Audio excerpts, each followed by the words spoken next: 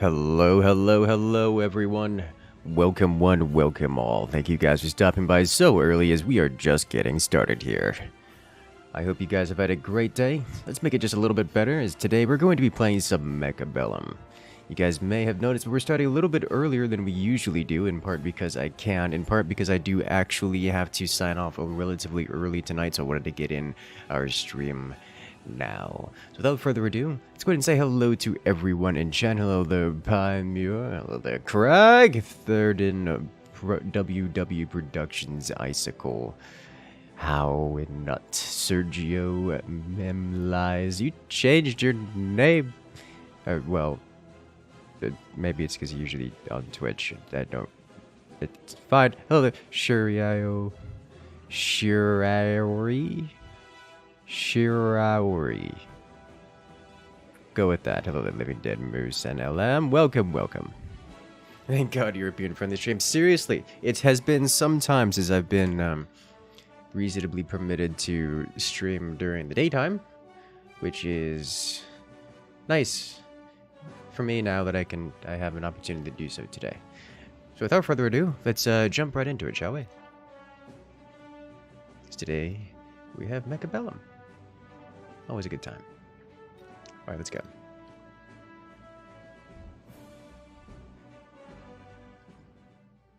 Let's do it. Have some nice pomegranate tea. I'm actually going outside today. Tonight. My brother has a birthday.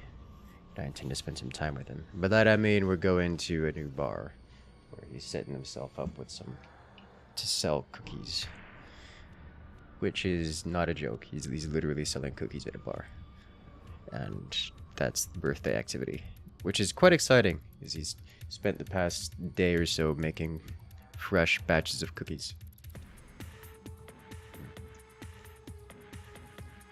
All right. What do we want to go with this time? Okay, try this out. You finally catch a stream live? Well, I'm very much so looking forward to being able to stream more consistently during the daytime hours.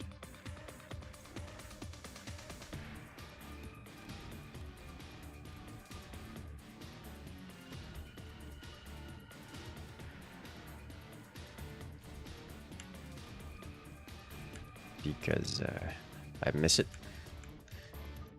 I miss all the European side of the world. This is fine. Let's do it. Probably should have slid these back slightly. Yeah, it's probably okay. This prevents me from getting sentryed. Although that is 4 fangs, 2 balls. Love to see it. Hello there, Patrick. Welcome in.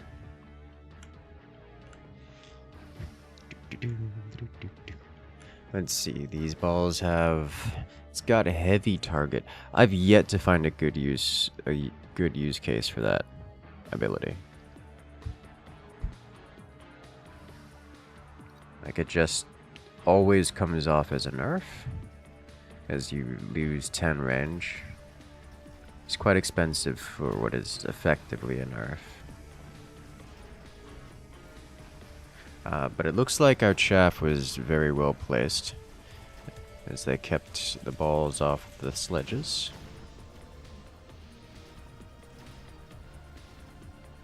Too bad they don't have terrain modifiers like hills and craters. I'm not super into the idea of terrain modifiers because you can't control where your units go. Like, you can't say, oh, let's use this terrain. That's just not how this works.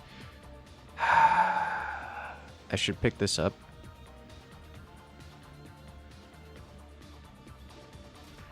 My brother's birthday is a week apart. No, but close. Very close.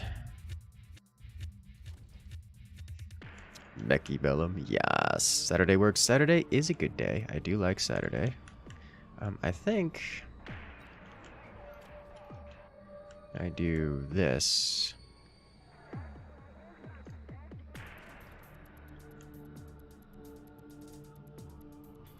Slide that forward somewhat.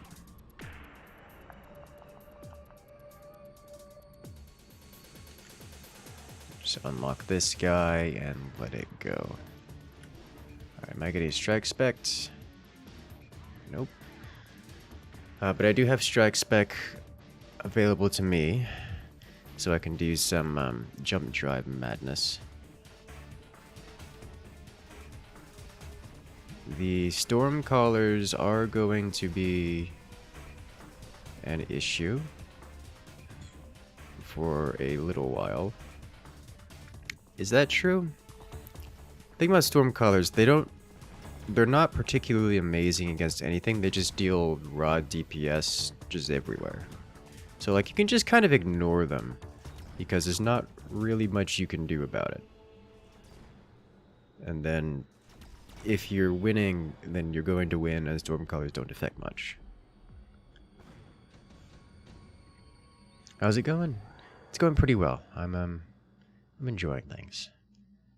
We have heavy armor spec. Yeah. Alright, so you, sir, get heavy armor spec.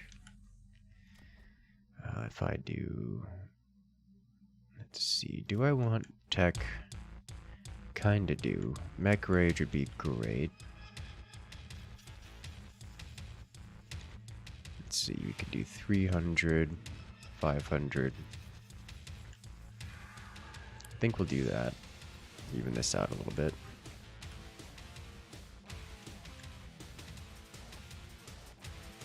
Slide this right up here.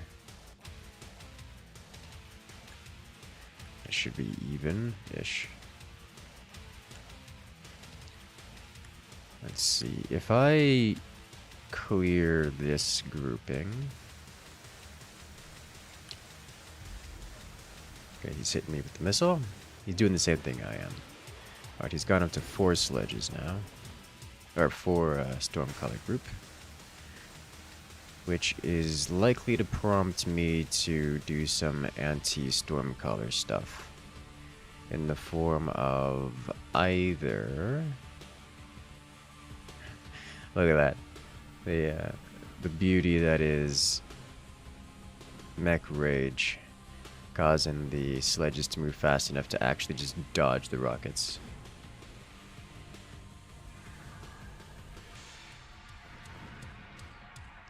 Oh, I got to feed a batch of ducklings earlier.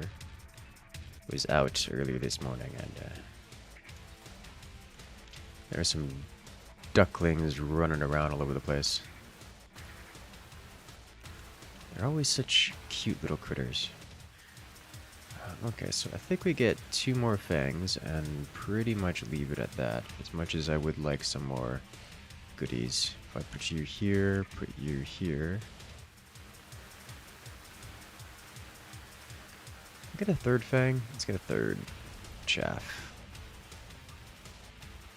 Put you back here. Some delayed fangs out there. Love to see it. Alright, and now there are shields involved out there, fangs. Shields don't particularly help me much. I think I need more sledge. And to get probably some more upgrades on them. Range? Probably sledge range so we can keep the DPS going a bit faster. Add some more separation between my chaff and the sledges.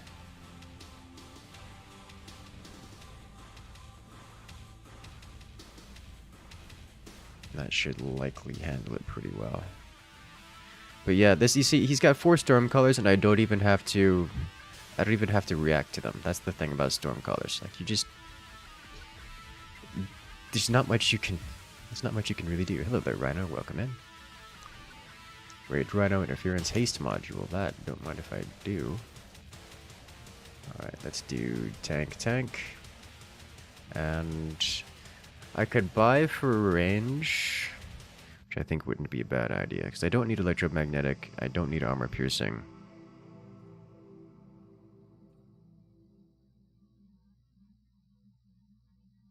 Good morning, Andromeda.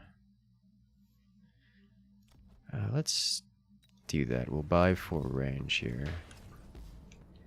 And tank. I'm not super keen on having these behind, is the thing. The sooner they get into range, the better all around. We'll give this one haste so we push left side a little bit more. Understanding this may get involved with this Fang. If that becomes a problem, I can throw a crawler here and have it dance. I do have to keep in mind that my opponent is... yeah, okay. Let's go on boat.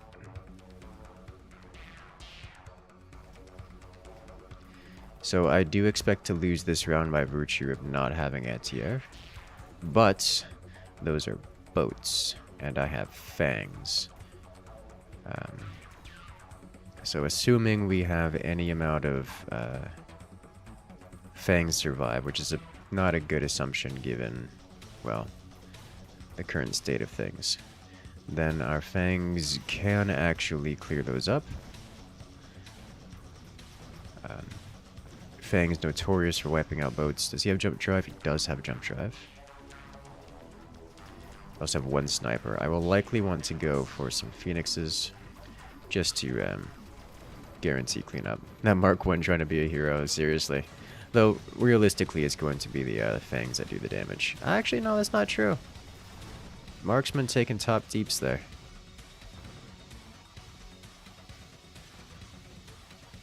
Hello, Builder. Welcome. Bonus ducks, yes. Let's see. Elite Mustang. Huh. You know, tempting. I think we go portable shield. Throw a portable shield onto here, and the marksman can get pummeled by the storm colors, which is just rough to deal with. Such a long range on these things.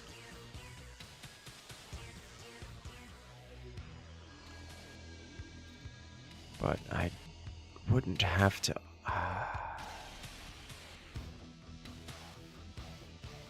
Alright. Get range. Stick with marksman.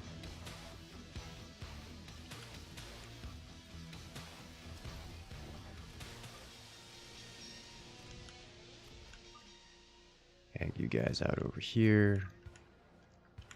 Put you kind of delayed so that you don't get... you're not likely to get storm colored. Damage, HP. Question is, does he jump drive me somewhere? Not yet. Yet.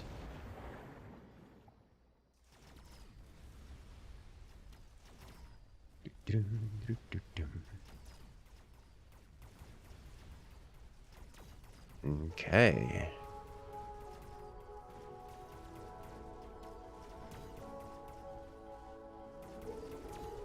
Well, hello there. Warning. Nuclear launch detected. Nuclear launch! Nuclear launch coming in from Beldair. Welcome in. Welcome back. I'm glad you enjoy. Nuclear launch detected. Hey, thank you, thank you. Can you put some love in chat for Beldair, who's coming in with all that sweet, sweet support. That radioactive joy. Thank you, thank you.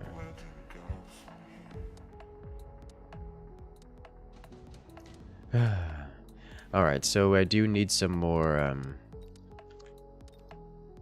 what is it called? Wait, what did he get? Ah, he's just killing off the tanks with that, I see.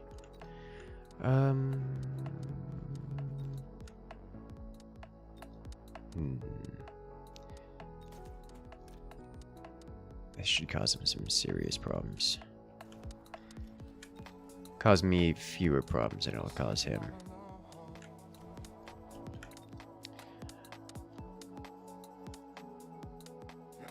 I think we do need to invest into some anti-missile here. Just to help out against these, because he's getting a lot of them now.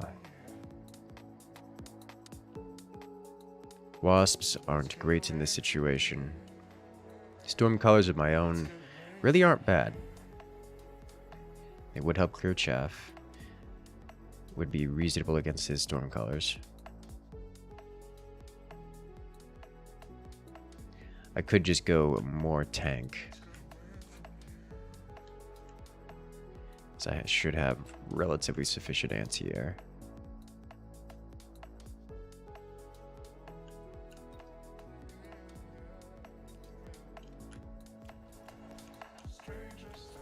Like, these things are amazing.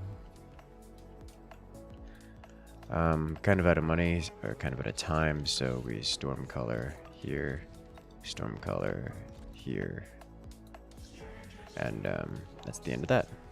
Okay, so he jumped these over to the side. Or he got two more of them, jumped them over to the other side. Okay. Fortunately, we have snipers in place to somewhat deal with this, as well as fangs. So it looks like we're pushing on the right side pretty well. Left side, however, is getting swarmed, which is not a surprise given the jump. Having fun at Mechabellum? Yes, yes.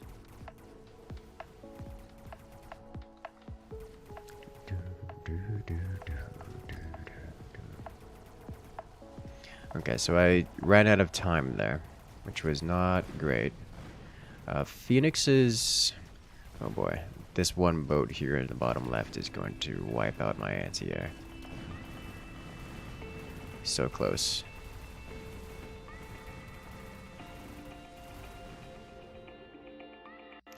Phoenixes could beat these. He's just committing real hard to them. I don't want Acid Blast.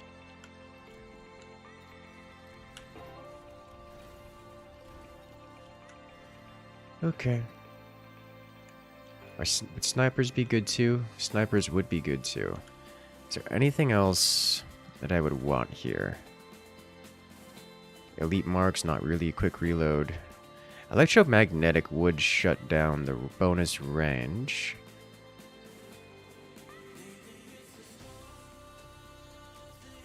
I don't think it's worth it though, is the thing.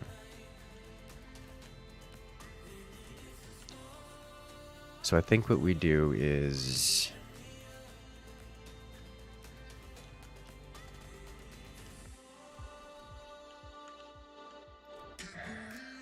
I think we stick with snipers. I just don't know what's better here is the thing.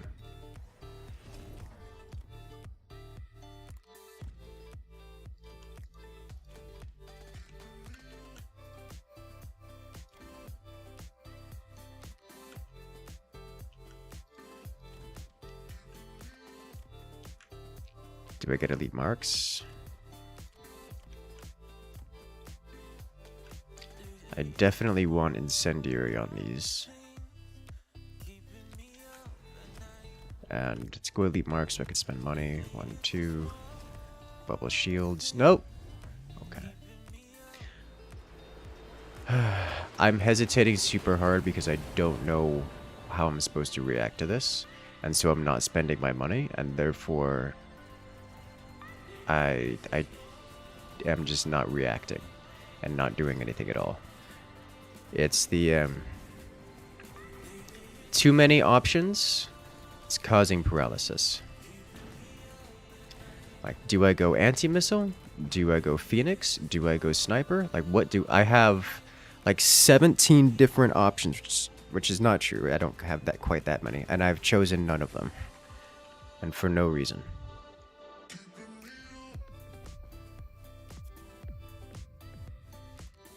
I had so many different ways I could have done that, and I chose none of them, and therefore I lost. That's how that went down. I could have thrown down anti-missile. I could have invested harder into my own storm collars to clear the ground so that he doesn't have chaff protecting his air. I could have gone Phoenix. I could have invested harder into snipers with shields. I had so many different options, and I chose none of them. I am a disappointment.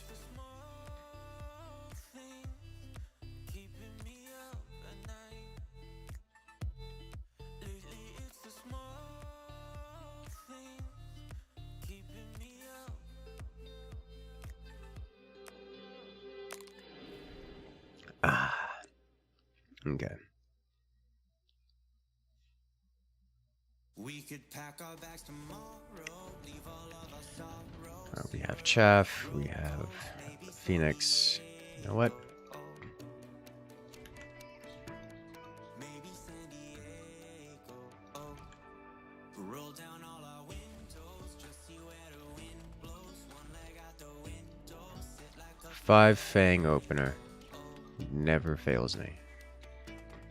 That's not true, but it feels good.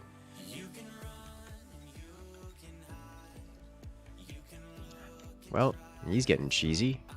Okay. Forget what Heavy Armor Specialist does, specifically? It increases the HP of all units by 17%.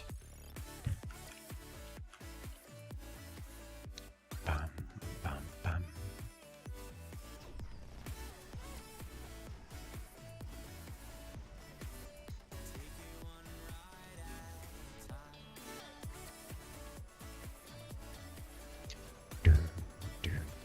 No force today? No, not today.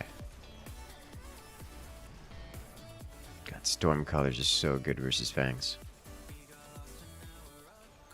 Does this mean I want to invest into,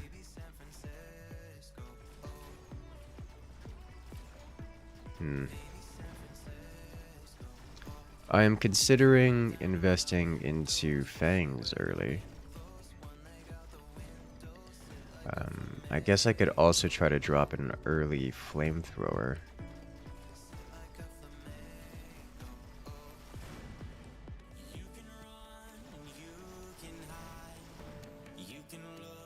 That could solve some problems.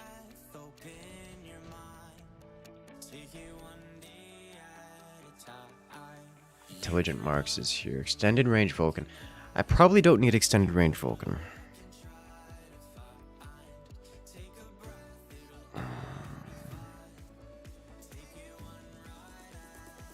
Pick a supply spec because that'll pay off. It's round 2.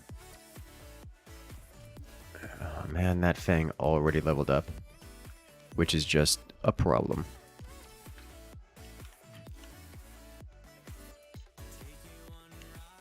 Mustangs would be reasonable here.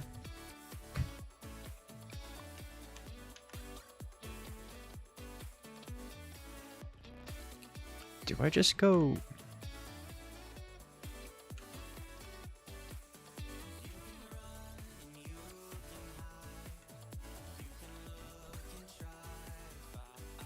I need something like sledges. Something tankier to deal with this stuff. Did Nightbot break? Solid, maybe. I haven't checked to see if Nightbot is alive today.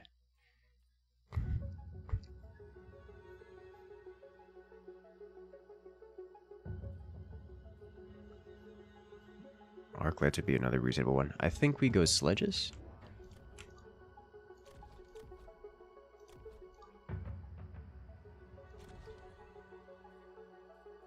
Another Fang here.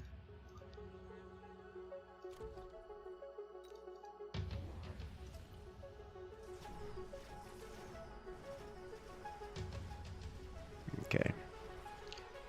We took out almost all the storm colors on the right. And those sledges should dramatically help versus the Fangs. Okay.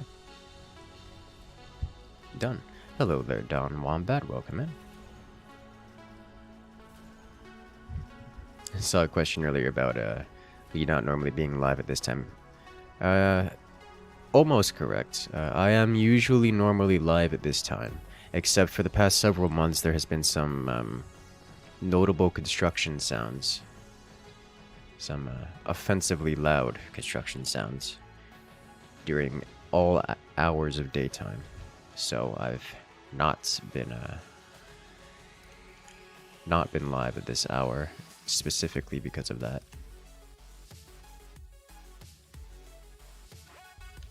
But aside from that, I would normally be live at this hour. That's the newfound peace and quiet. Well, I mean, there hasn't been any deconstruction sounds today, but they did drop off a massive amount of pallets and other stuffs. Looks like they've dropped enough stuff to completely reconstruct an entire half of a building, which is a lot. And they dropped it off right in front of my building. So, let's see if that happens again. My opponent has invested into Fang upgrade, specifically the Mech Rage upgrade, which is the ideal first. And is also now flanking on the side with Fangs. I appear to have missed almost entirely with the Incendiary, which is not great. And that Mech Rage made a massive difference, as you can tell.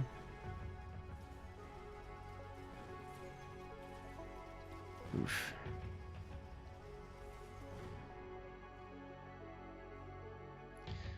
I really want that Rhino dead, and I think it's not going to happen. I mean, it might happen. It's probably not going to happen. No. Okay. Hello, Variable. Welcome back. Oh, they didn't do Incendiary as well? Seriously. Like, that makes a huge difference. Advanced Firepower Control. I don't think I want any of this. Is that true? It's not true. I want this on a Vulcan, which I'm going to get eventually. But he got multiple upgrades on his Fangs, which is a massive concern for me. Let's see. Here's the thing. I need to deal with this and this. And I don't think I can do that without casting Temporary Solution.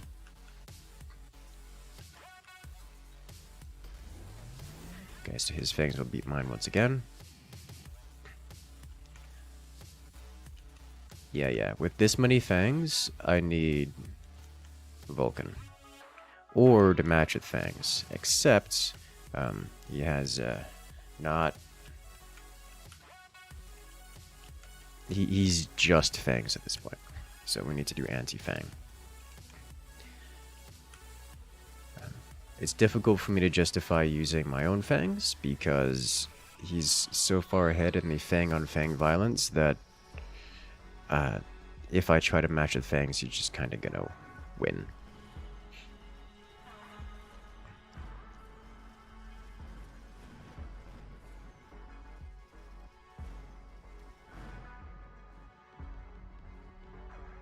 However, a single flamethrower should really start to turn the tide here.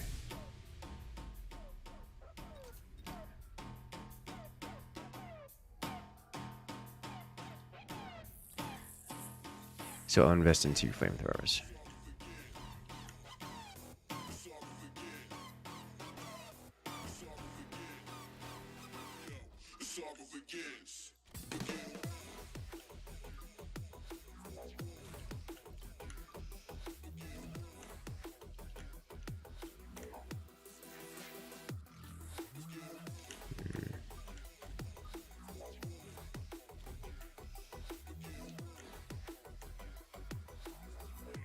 Good.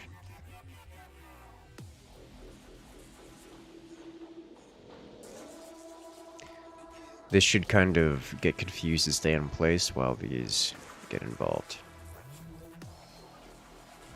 Yeah.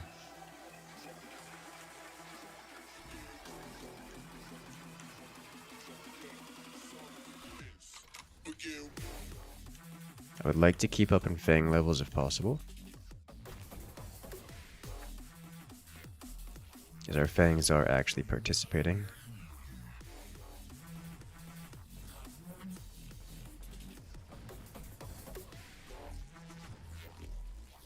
Okay.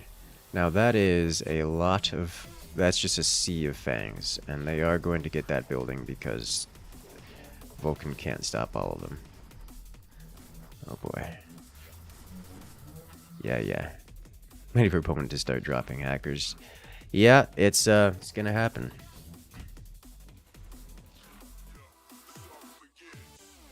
I don't want any of these things. Upgrade you. Okay, need more Vulcan. Luckily, when he drops hackers... Okay, so I think we do shield fangs here. As much as I would love to have more Vulcan.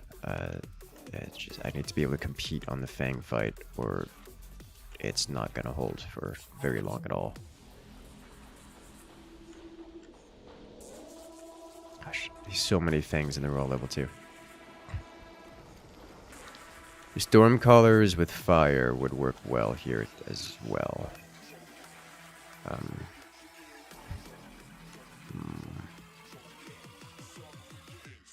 504 USD per month as teacher. Only fangs. Hey, you know, that's what motivates only fangs most of the time, eh? Alright, let's get the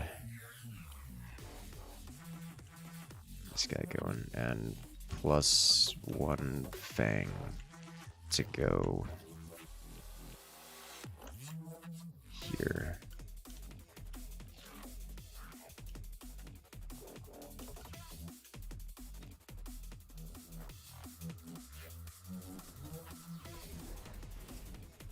Is that an... Oh, that's a bunch of rhino. Okay. Didn't expect the rhino. It's not the worst thing to have happen.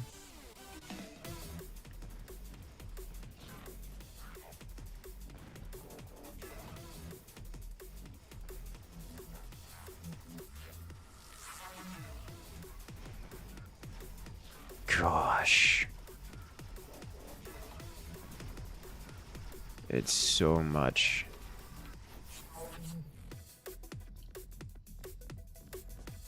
I need burn.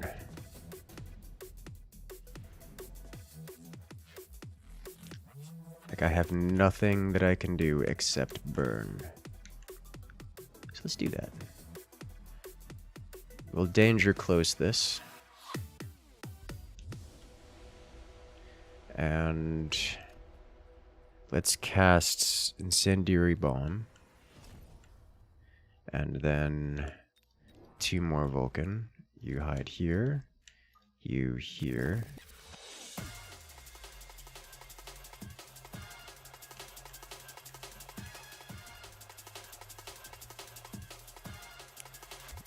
Range.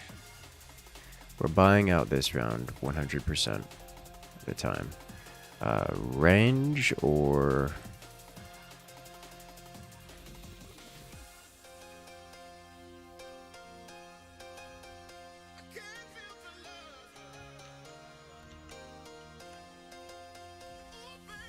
shields. I think we do range, followed by upgrade, and I think it was this one that made it in.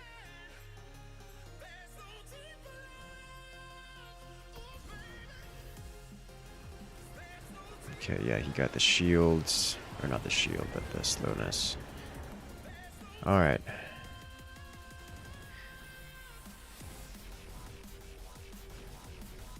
So those rhinos are a problem. But with another round of missiles coming out, we should see most of the fangs burned away. And oh, some fangs survived, which means there's still anti-air. Oh, please hit the fangs. You missed! Sadness. So we will lose. Ah, that was close.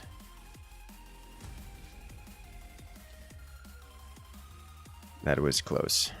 I needed to transition. I think I needed to get that burn faster. Slightly faster. Hacker Town and deal with Rhino and Shield potentially. And I don't believe so, no. Hacker is nice, but I was losing on too many grounds. That's the thing with Fangs. They're a generalist unit. They don't really have a... They kill everything.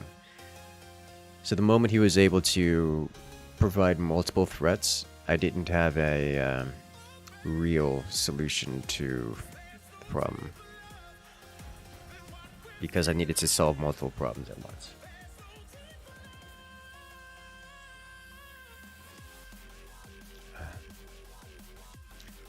Is Fortify ever an option? Yes.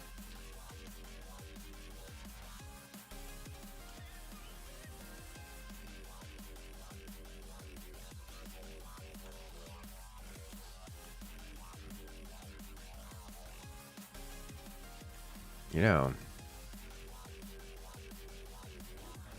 just do this.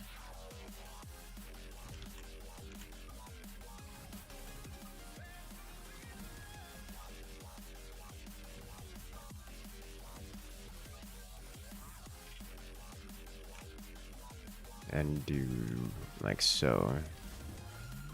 So like turn 2 arc over sledge there in hindsight. I really don't like arcs versus fangs because fangs just kind of beat arcs like really, really well. The thing about arcs is they do their splash damage in chunks.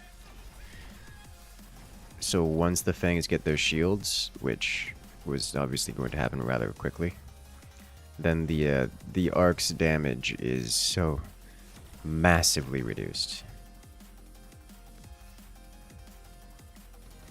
that it hurts me. It hurts me a lot.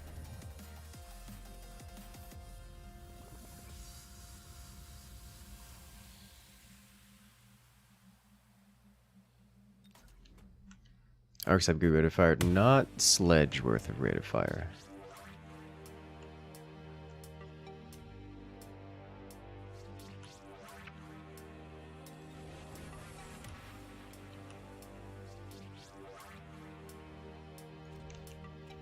Mostly because sledges have multiple unit models.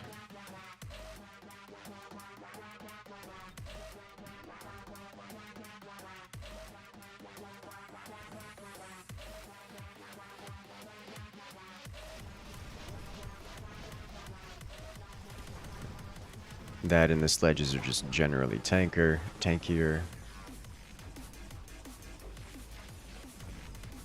Makes them very effective. Okay, and are they elite spec? Is that what's going on here? Yes, okay. They also picked up extended range Vulcan too, so I do expect to see Vulcans from our opponent at some point.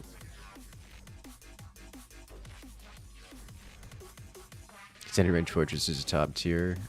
I don't think that's true. Have I tried Arc Air Sledge game yet? You won 3 in a row using that. Sledge for tank, Arc for range and air. Yeah, the Carry Arcs, yeah. Carry Arcs is quite good. I have a video about it.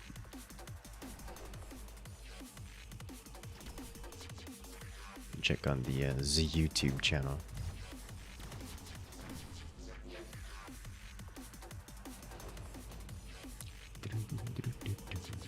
Alright, deployment spec is just value.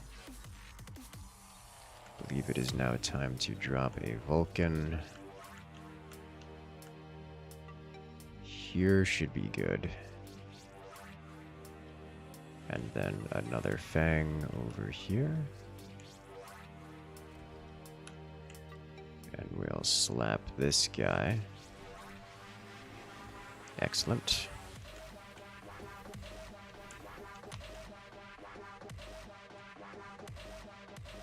Boom. Took out a pair of fangs as well. Heavy arcs is nice, also 10k HP. Yeah, if you can get the heavy arcs card, arcs become the chunk, which is hilarious to me.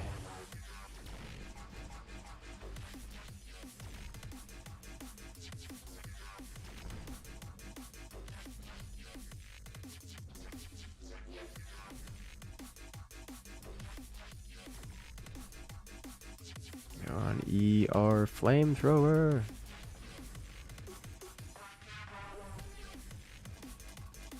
Oof. That does a lot of damage. Excellent. Hello there, Jonathan. Welcome in. I'm doing quite well. I have a nice pomegranate tea. Things making me all happy. I'll toss a haste module onto you. Probably don't upgrade you. Yes, we do upgrade you, actually. And then I'll throw this guy over here.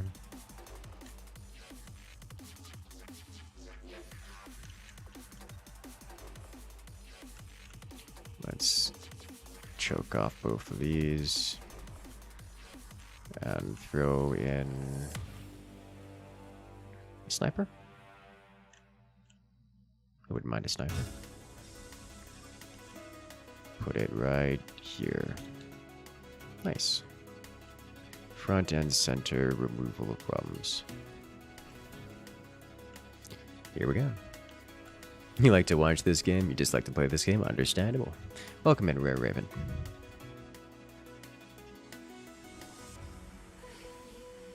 It's a very pretty game. It is. I wish I could remove the camera shake, but here we are.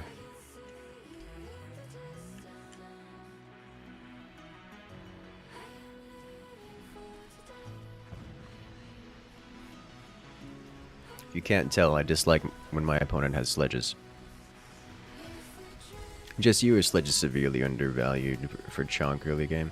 Don't know what you mean by undervalued. Sledges are the good. They're also good for later game as well.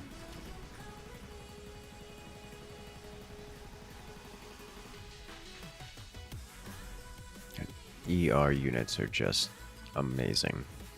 Because everything is so slow.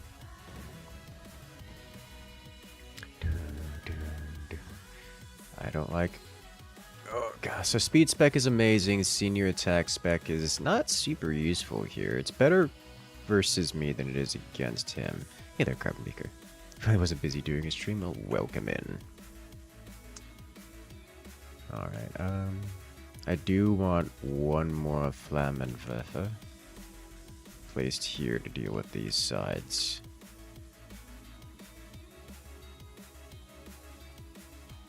Let's get best partner in here with 1, 2, 3 sniper.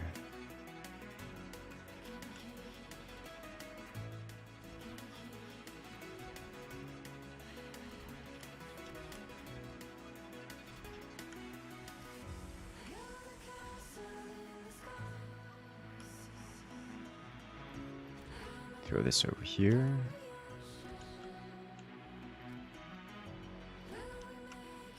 Hello there, Raging Magikarp. Welcome in.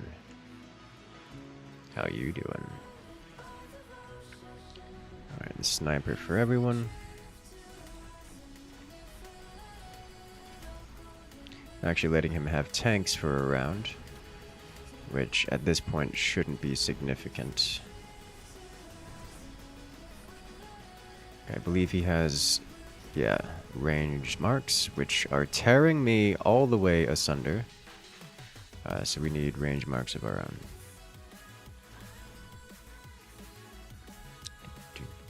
Just you, people not using storm colors because of anti-missile defense. It's more than just the anti-missile defense, but yes, that is a reason. Giant Hunter is on the board, which is, you know, always great. Alright, we need ranged marksman.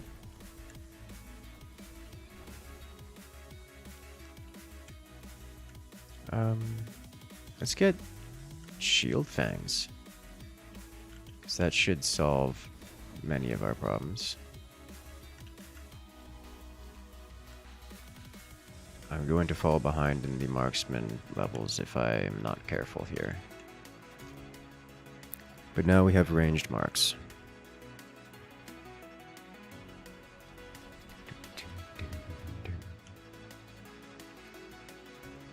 I'm glad you enjoy XXX5999.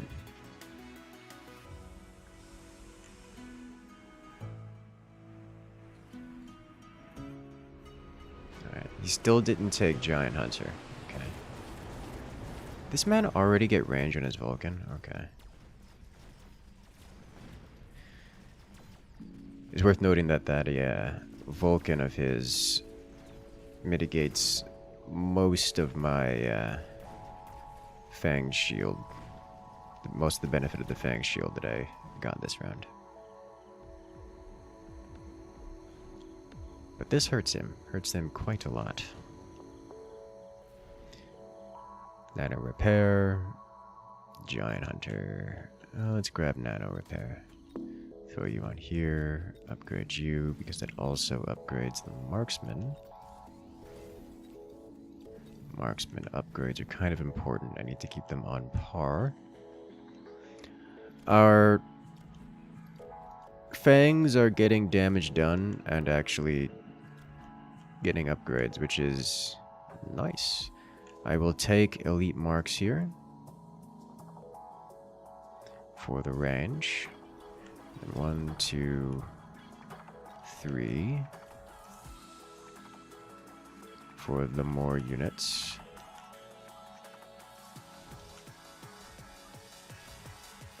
Let's throw you over here.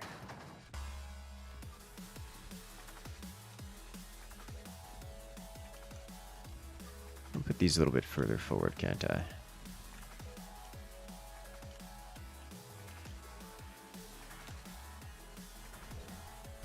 Let's go. I didn't notice the smoke bomb. This is going to hurt me a lot.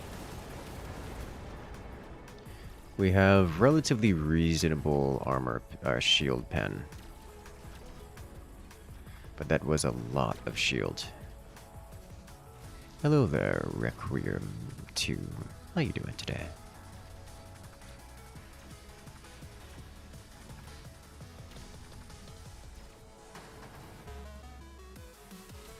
God. You can really see the difference with the Elite Mark snipers here.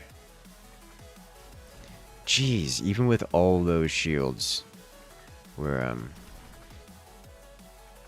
still breaking through. Like, he had that many shields and hit us with the smoke, and we are still just kind of rampaging through.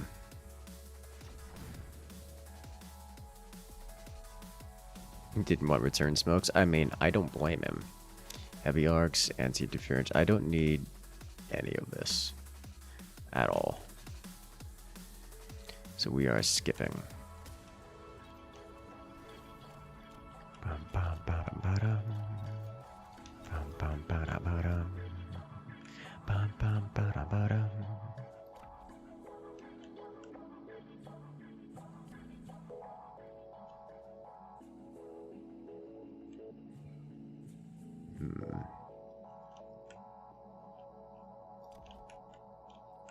So the shield would be great for me to do this turn. Especially here, here, and here. Let's see. I could boat. I would have flank boat, Fang. These things would tear me all the way up. Stormcallers. Honestly, another Vulcan or two would be great. These also include snipers.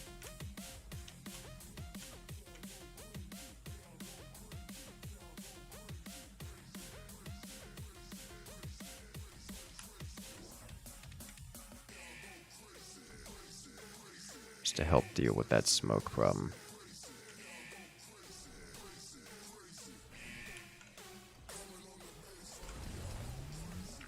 Okay.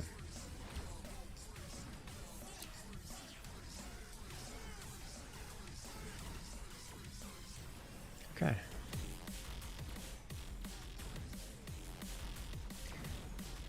Wait, that was a fortress that he threw down there. I didn't even realize. God, the way the snipers... Did he get elite? He did. So now he has the potential to outrange me. But we did break through right side. There we go. Ta-da! We did it! Sniper strong. Just joined, can you explain what you're looking at? This is Mechabellum. It is an auto chess or auto battler style game. I design my board. My opponent designs theirs. And then it's hands off once we press the start button. Basically two armies will smash against each other. Last one standing wins.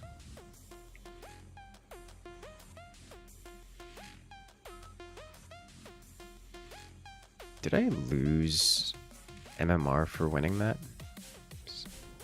What?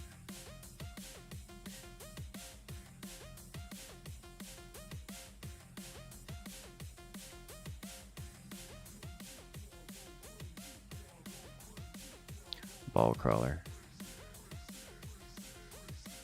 Fang sledge, ball crawler.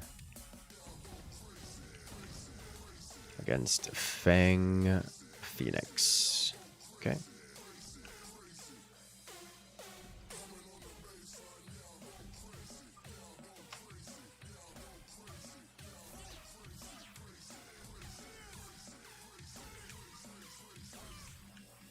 Okay, we've got the sniper here. We'll add 2 more. Really big, complicated game of rock, paper, scissors. That's a fairly accurate description as well, yes. So what I've done here is I've lined up all of my troops in where I want them to be. And then once I press this end deployment button, my troops will push forward and attempt to destroy everything on the enemy's side of the field. Last one standing wins. Actually, we have to wait for our opponent to fish it. There we go. Let's see who comes out on top. It's worth noting that my opponent is aircraft, and the only anti-air I have is this one single marksman. This guy over here at bottom left. So if this marksman goes down, I literally cannot win this round. Fortunately, I think that marksman's not going down. Not anytime soon. Because we've won the ground so very hard that this marksman's just going to walk over and shoot down all the aircraft at a point in time at once.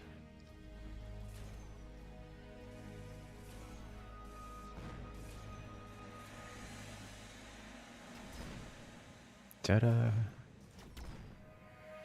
We did it!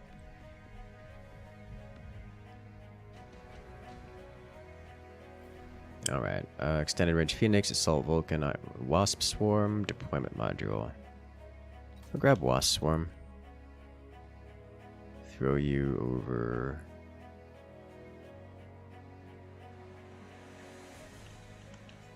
here, I think. Okay.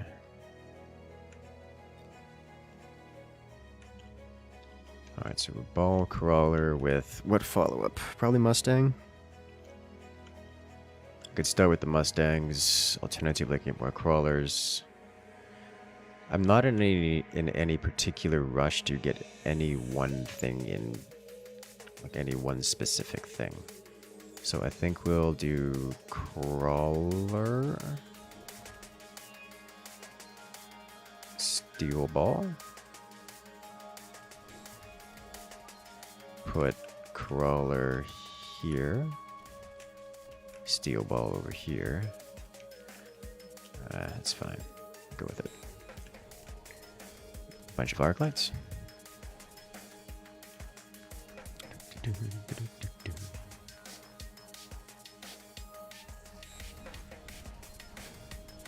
Oh, wow, yeah, he called the wasp placement. Okay.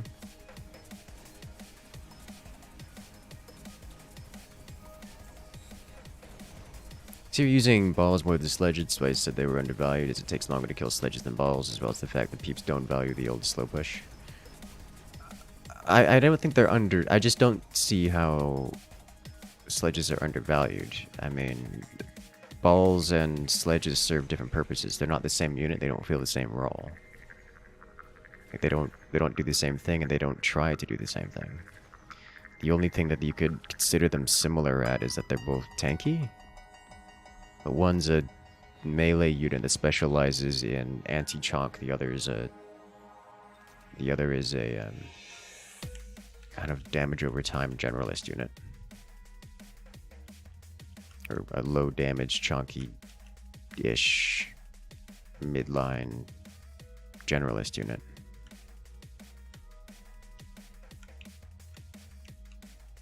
Okay, he does have crawlers there.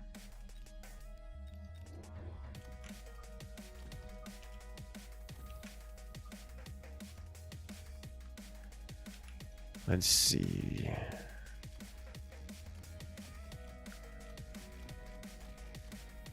Let's get the ball rolling.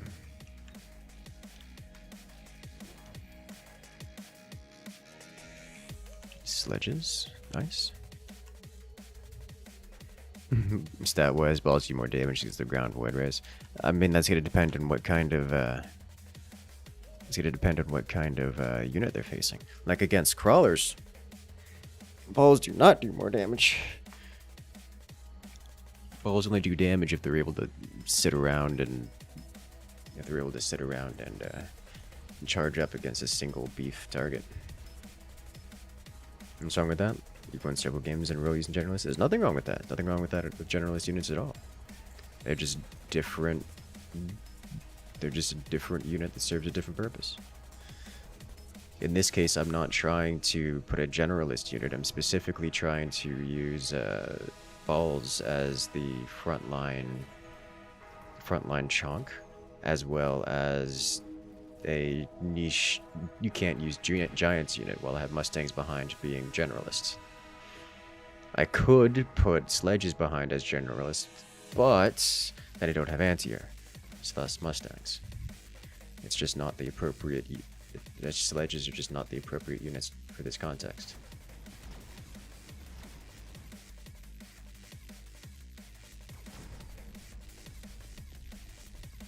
Does that make sense?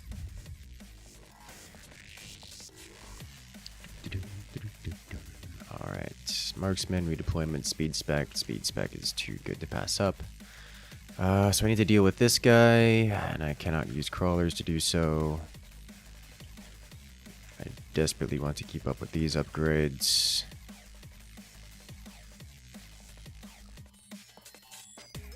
I don't really want to throw balls over here. Phoenix would be nice to throw up there.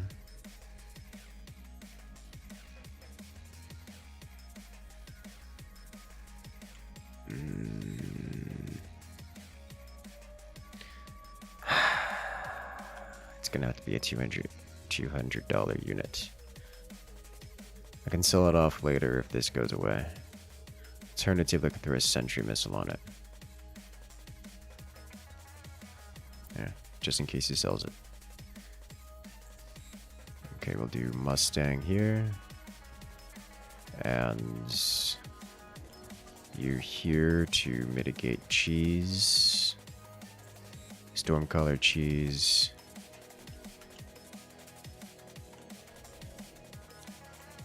Let's do another crawler here. And then no tank for you. Okay.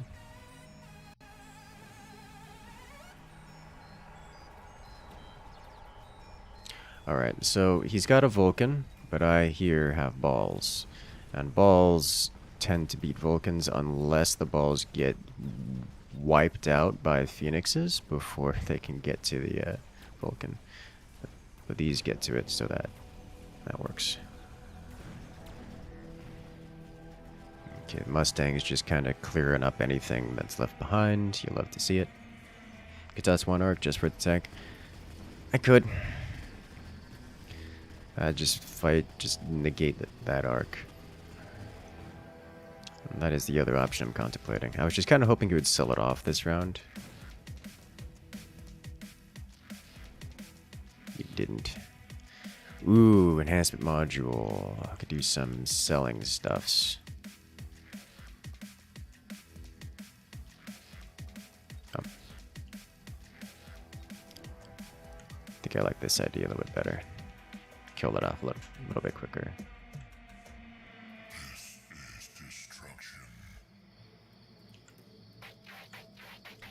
Okay, so let's grab energy absorption. That will keep these guys alive for longer. Keep the ball rolling. And let's go with armor piercing.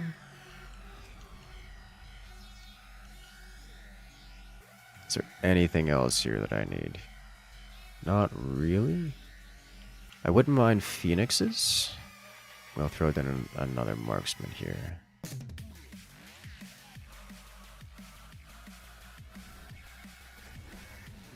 Alright.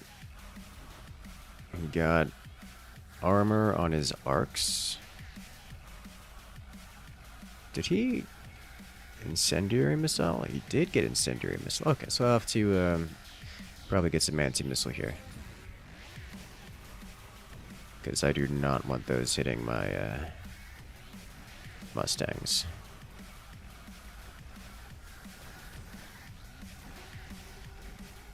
Is it worth me getting range on the balls? Jeez, the incendiary makes such a huge difference.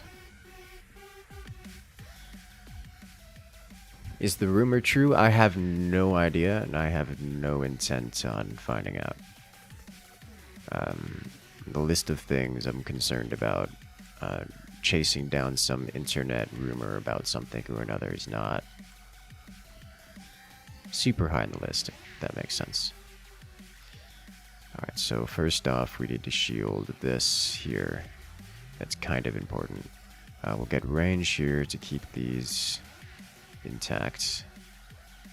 Prepare a triplet of anti-missile.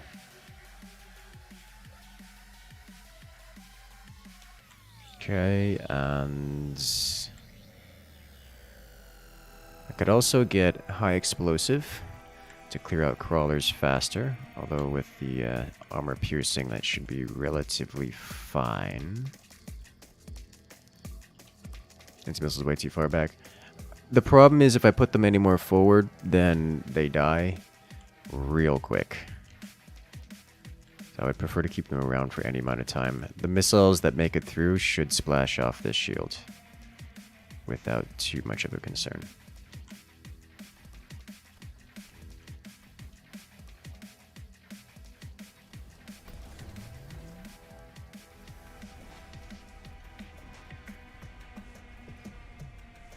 Like, there's no world in which I stop all the missiles.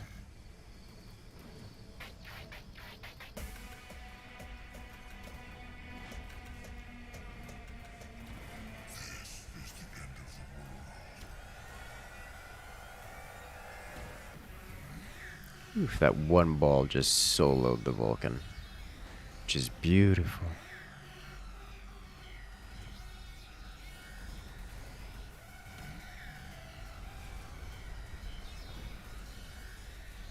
Okay.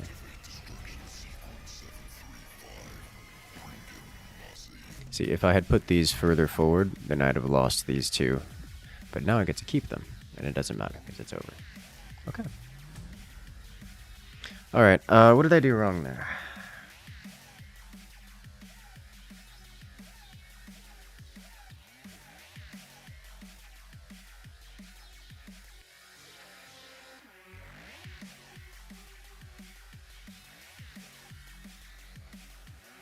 What did I do wrong there?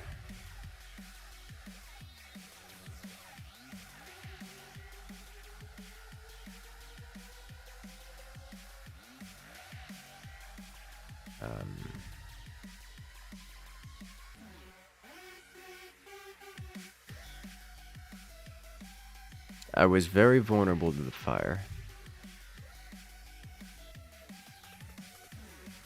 I couldn't get balls onto the Vulcans despite the Vulcans being that far forward, owing to the chaff. I think I needed more reliable chaff clear.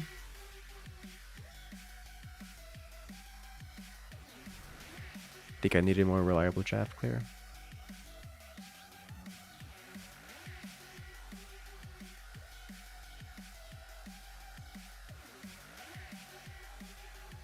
Might have done it.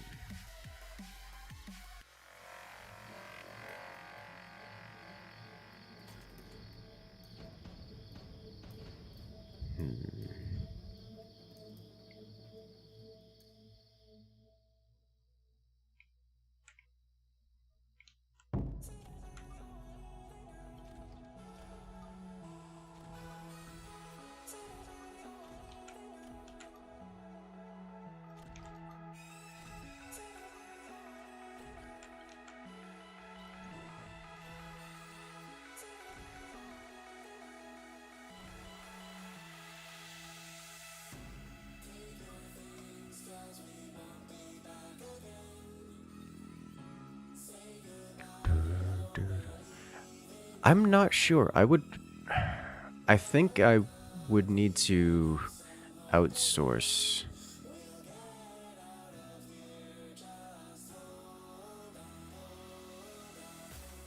I think I would need to outsource my that replay to get a good estimate on what I did so terribly wrong there, because I died incredibly hard to the Vulcan.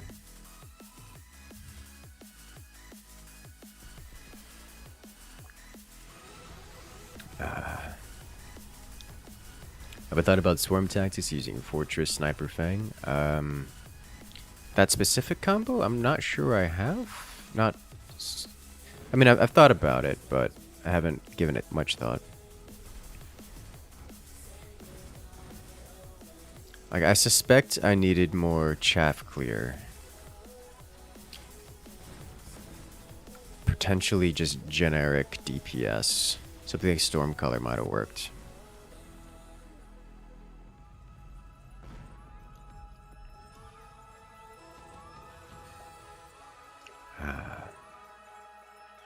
Arc, carry arc. He's already got arcs available. I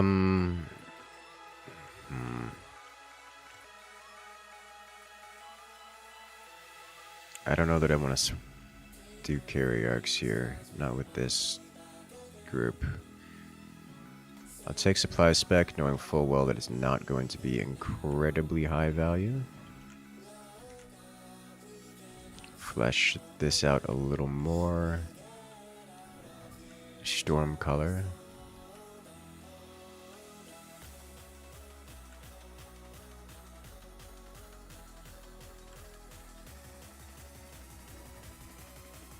Yeah, okay. Gonna have to deal with carry arcs.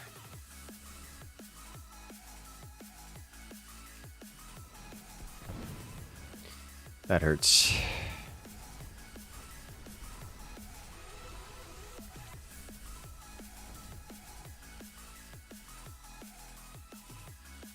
Those two sentry missiles tore me all the way up. Phoenix Rugs? No. No, we go shields. And the reason for that is those sentry missiles will wipe me all the way out if I allow them to live. So I cannot allow them to live, therefore I need shields. Therefore, hackers. I don't know that I could afford hackers this round, though. So instead we go Mech Rage. And one more Fang here.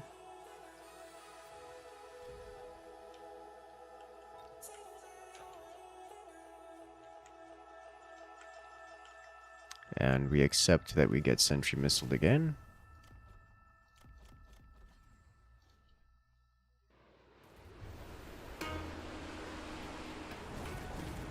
Okay, that should burn everything to the ground. Eventually. This game kind of like Direct Strike? Yes. Yes, that is extremely accurate.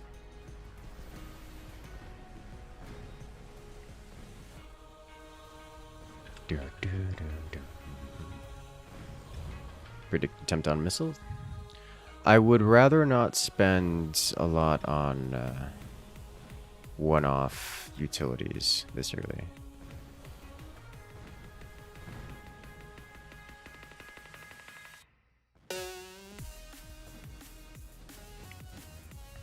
Okay. Redeployments, Giant Hunter. I don't want any of these things. What I do want, however, are shields up.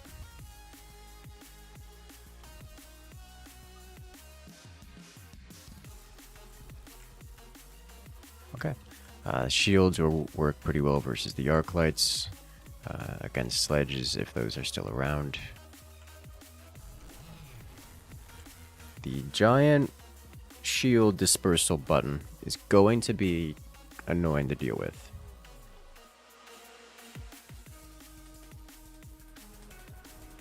But that should only be a once every few rounds option.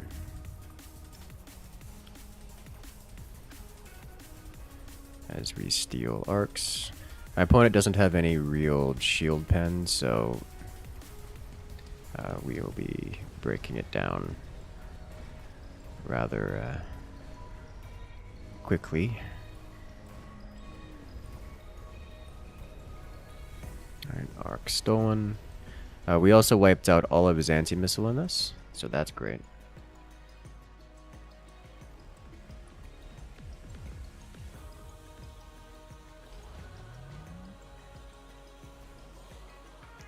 I'm gonna take supply spec here, throw in 2 more hacker here and here, and then we should be able to start doing. How much does this guy have? 16k HP. He's got the armor enhancement. That's gonna be a problem. Start doing Fang upgrades.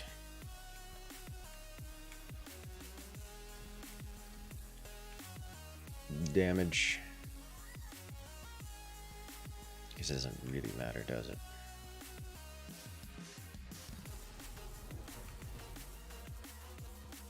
I'm getting risky with these. Stormcaller levels, eh. Stormcaller is good, even without levels. They kind of overkill most things anyways. The only thing I'd really be interested in Stormcaller levels for would be the taking out the arcs themselves, but it's just they get their value without needing to be leveled. I have other things that have higher priority.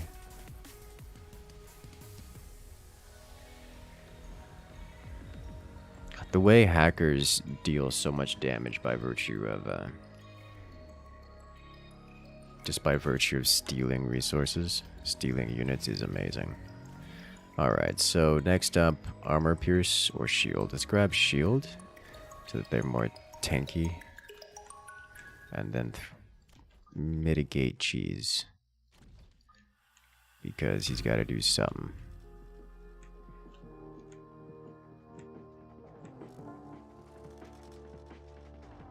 Do I buy out this round?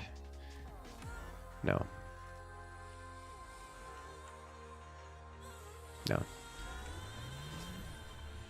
Okay, he's getting bonus damage from charge shot. Opponent's throwing hard. He's invested into carry arcs. What's the counter to hackers? Shooting them works pretty well.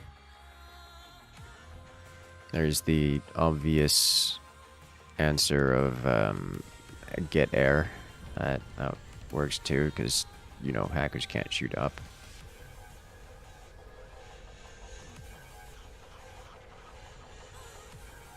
But, oh boy. Oh, there goes my building. Shooting them usually works pretty well.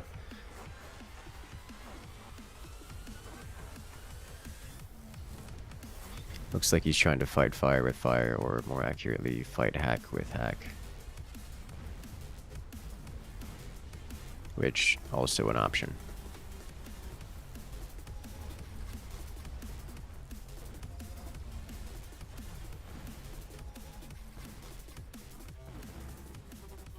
Okay. That Vulcan coming from behind and sniping my building is kind of important. Amp core deployment spec.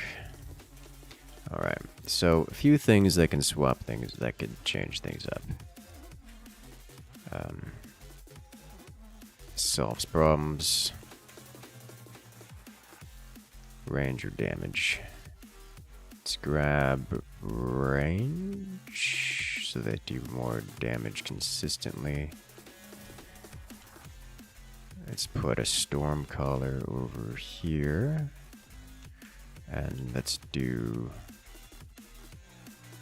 hacker, buyout, hacker for here and here. I would like to remove this group and this group and throw this here. I like how I'm giant spec and haven't used it yet. It's got EMP on these guys, but that doesn't affect anything but my fangs, which, I mean, I guess.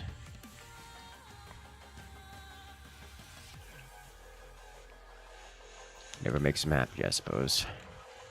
He's back up to 2 anti-missile systems, which will actually kind of sort of help him out.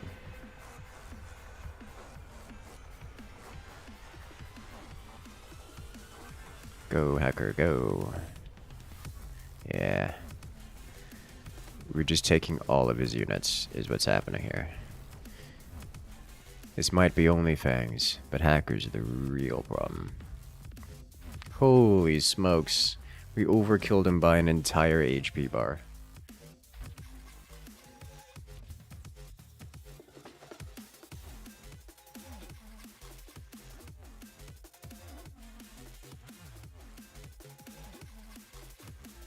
Well, that was impressive.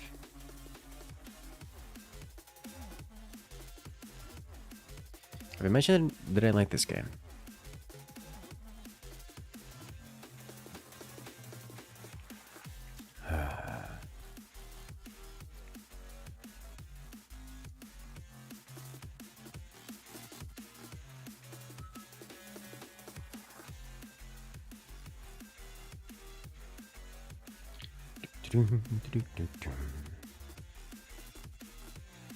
All right. I don't like any of these options.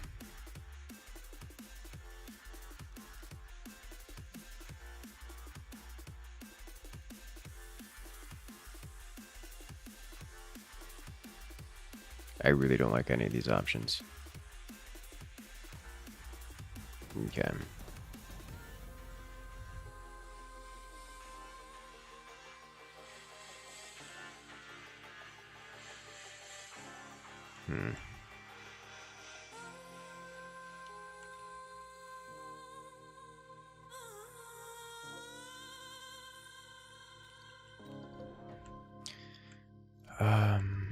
Okay, we'll split on the tower here. Keep these middle.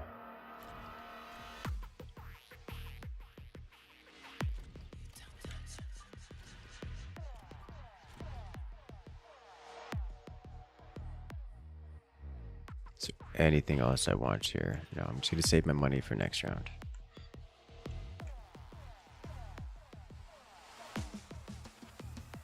Doesn't the render do bonus damage to massive? I'm going to make the assumption that you're referring to the StarCraft's unit typing mechanic. That is like a light armored massive such. That is not a mechanic that exists in Mechabellum.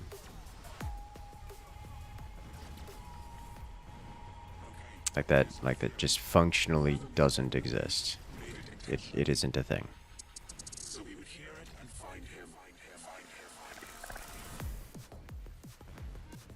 That storm colors, you could do it. I beg of you, land your shots somewhere, anywhere. Please, it's getting away. Okay. Tried so hard. Okay, I got it.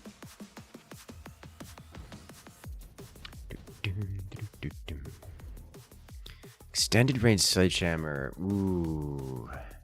Are we doing that? I think not. But our opponent might spec into it.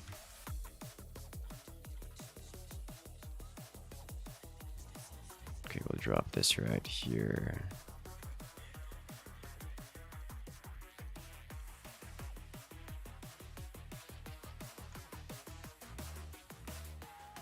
Okay, so against, I need some actual chaff clear, and I'm not super into arc lights for it, but I'll put 2 more arc lights down.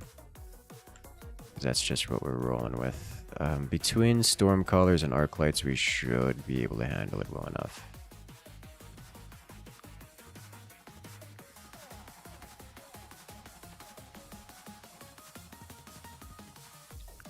Do I invest into carry arcs, or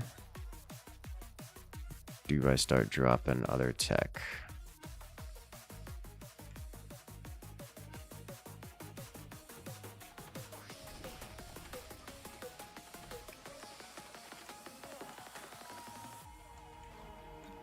Okay. You take ER sledges, he took ER sledges. Okay, so we're gonna have to deal with ER sledges. Alright, so does he have... He's got repair. He's missing AP sledges. So if I were to go something big and chunky, you would have trouble breaking this. So something like rhinos, something like fortresses, and I think fortresses are the option here. Only way you could describe it, we're seeing a Rhino 5 Shadow Fort, and both were level 1. Rhinos do a lot of damage. Rhinos one-shot just about everything that isn't a giant unit. Like a level 1 Rhino here deals 3,297 damage a shot.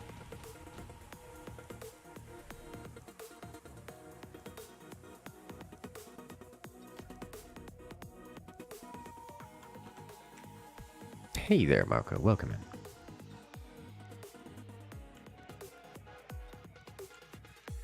in. Okay, we're just getting raw fortress here.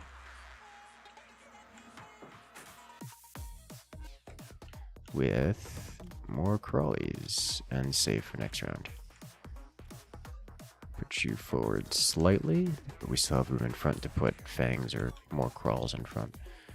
Given our opponent's extended range sledges, I'm keen to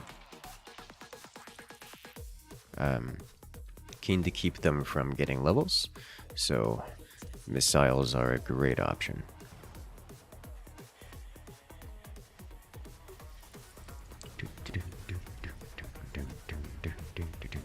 Animal on animal action, only mechs here. Kind of impressive that YouTube compression handles the game. I know there's a difference in compression between YouTube and Twitch, but usually if it's noticeable, it's likely something on your end rather than anything else. Remember, YouTube tends to actually have a higher quality than Twitch in terms of video and audio due to its larger buffer. Like, YouTube just functionally has a way better... Is that worth picking up this? It's probably not. Way better foundation underneath it all. Infrastructure underneath it all. I don't really want any of these. I guess I'll pick up... Alright, yeah, we'll pick this up, throw it on an arc.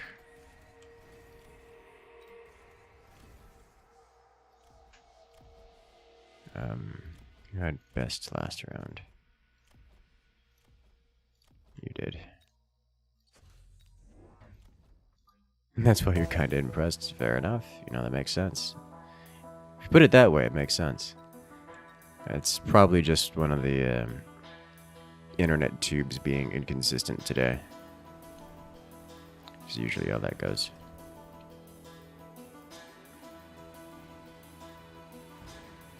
Yeah.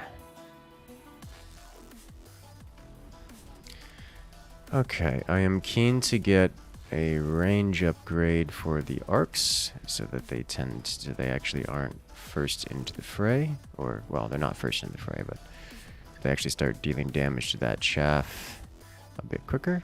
But so far I was correct. Fortresses are ruining our opponent here. Real good. Welcome back, Beldare.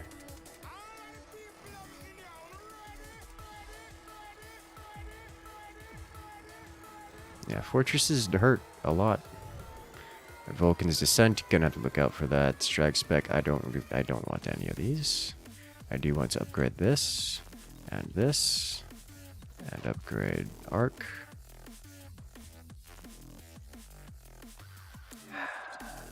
Do I want range? Not really. Or damage, yeah, but not more than range, I think. Let's throw another fortress front and center with one of these also front and center. The upgrades on the fortresses just make them an untenable threat. Fortresses are rude in all the right ways. Armor enhancement for plus 30% HP would be nice. Shields would be good as well. Let's remove this guy and this guy. Unless he shields. Hasn't shielded yet, alright. Can live with that. The laser beams will be relevant here. There's another tactic we haven't shown off in a while. Would it be worth me doing Rocket Punch here? I think so. Just to make their life miserable. We already have 3 fortresses being a menace. Rocket Punch would be extra menace on top.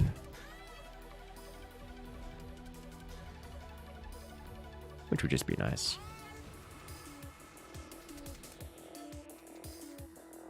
Shield airdrop. Strike Spec I'll take, but not, I think not use this round. Rocket Punch this round. Upgrade you, upgrade you. These are inside. Let's do this, smash these.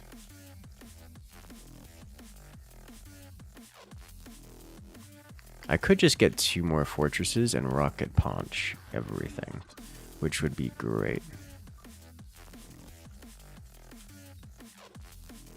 I really like that idea. Okay. Ooh, we Titanfall the tank. Okay. So now that we have rocket punch, we should be crushing the front line that much harder. And with the front line crushed, we literally have crawlers on the base. So enemy line is collapsing overall.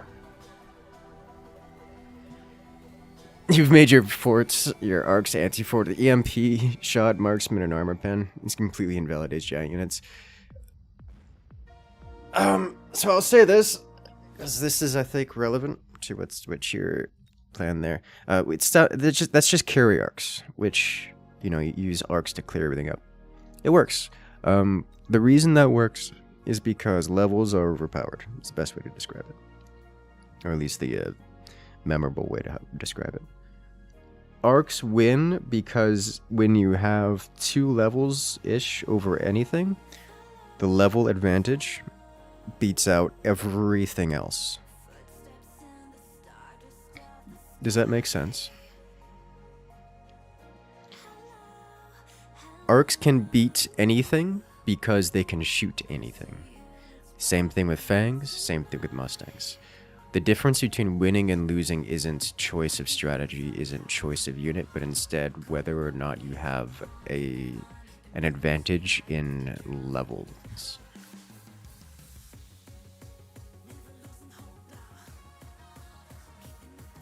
Rock, paper levels. It's like rock, paper, scissors.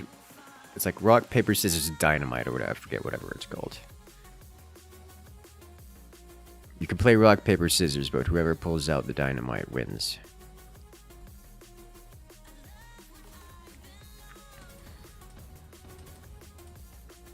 It's not that arcs with some specific tech or something or some strategy invalidates fortresses. It's that your arcs are leveled up and therefore the fortresses are defeated. You can do that with about anything, and all things being even, which implies that you don't have more levels than your opponent, then the arcs do not win versus the fortresses or giant units in general, or much against much else.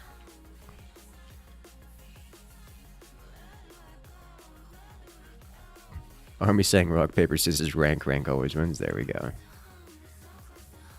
Alright, so we're against Stormcaller Arc with Mark,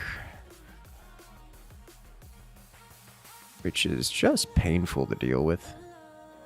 I don't really want to. What kind of tactic do you want to go with here? Fortresses are reasonable. Sledges would be reasonable. This is not a crawler fang situation.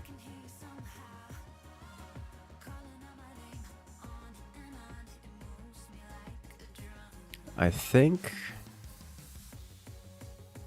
we get one more of these. Throw these over here. Alright, I'm not doing this. We're moving on next match.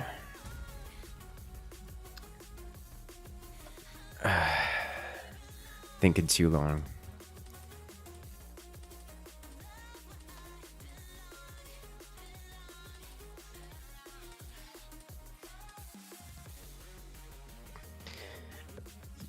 Round one without adjusting position is not. I'm not staying for that. That's losing.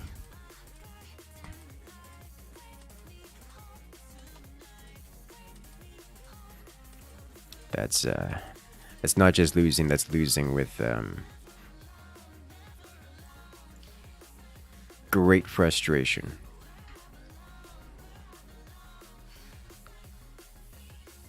Let's see, Marksman Sledge, Steel Ball Crawler, Speed Spec, Giant Spec here. Most of these are pretty good.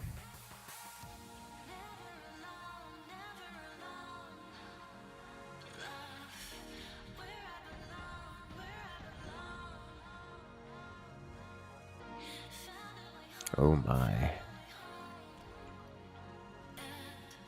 So while this opener could be a little weak round one, it puts us in a position to curb stomp come round 3-ish.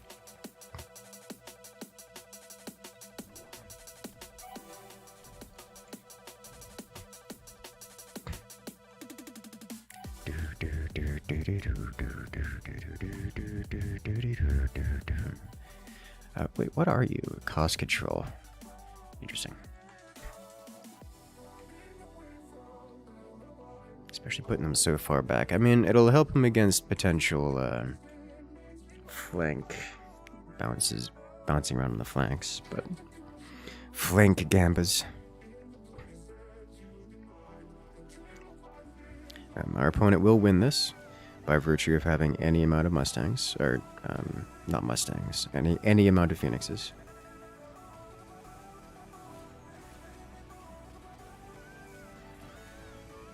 Do you have a question on Carryox? If you prevent giants from killing, isn't that considered an invalidation, as EMP shot does just that? It has stun and reduces damage. It doesn't. EMP does not stun, nor does it reduce damage. It reduces movement and disables tech, which is only relevant if your opponent is relying on range rather than just DPS. And your opponent has tech.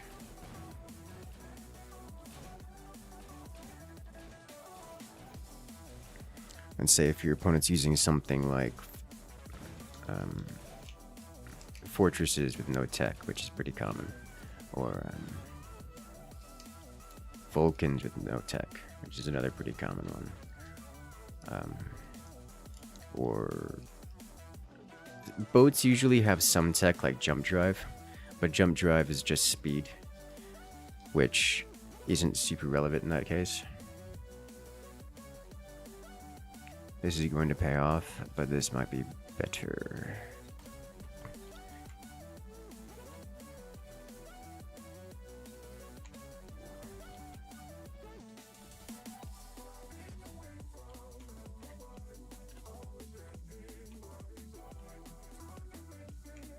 Okay.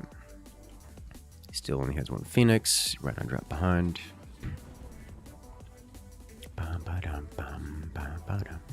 The big thing to keep in mind there isn't that it's invalidation so much as it costs.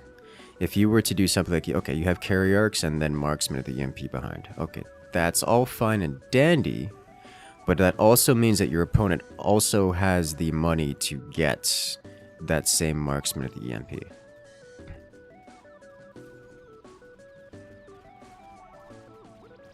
If it doesn't slow, it slows movement speed, not weapon speed.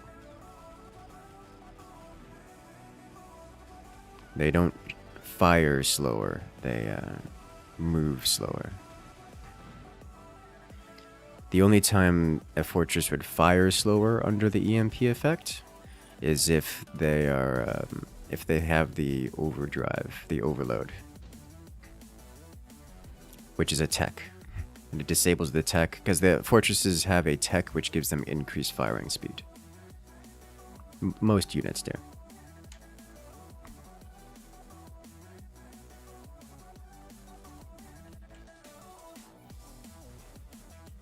Alright, so because this exists, I'm not going to get the Rhino, but I will still get these two upgrades.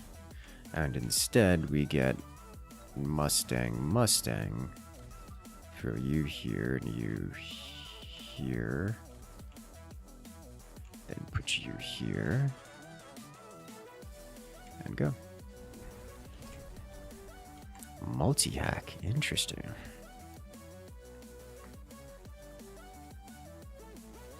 You get to play this game with your buddy against 2 other random human players? Yes, yes. This game does have 2v2. 2v2 mode. I actually just got an update to 2v2 mode, which makes it a little bit more enjoyable. Less unbearable, in my opinion. I'm just not partial to the 2v2 game type. But it is something you can absolutely do, and I know it is popular for a fair few people.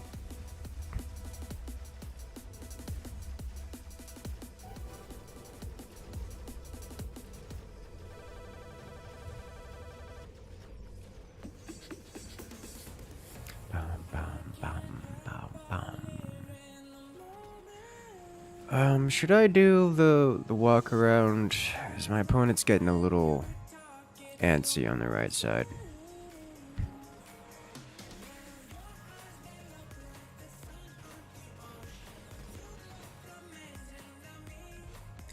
I am also vulnerable to the incendiary floor.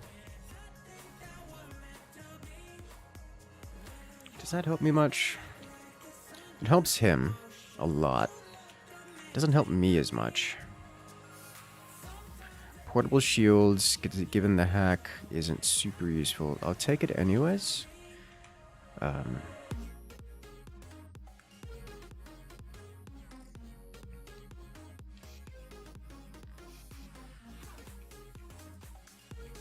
Half mine to get overlords.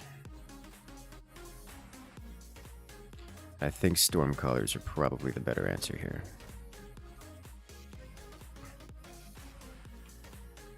Help with shield pen as well as hacker cleanup.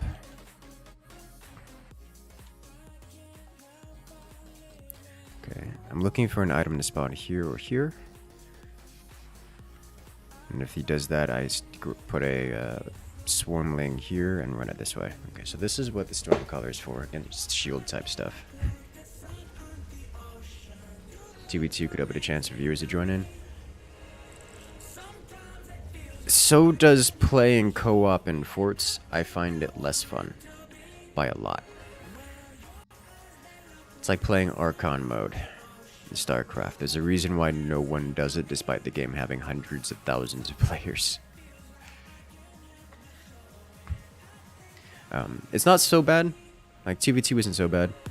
It's not that bad of an experience. I just find it less fun.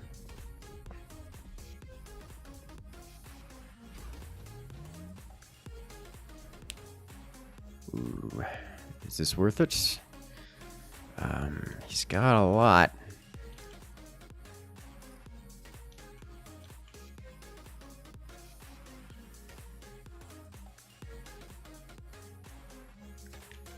Orbital strike, he's already got a shield.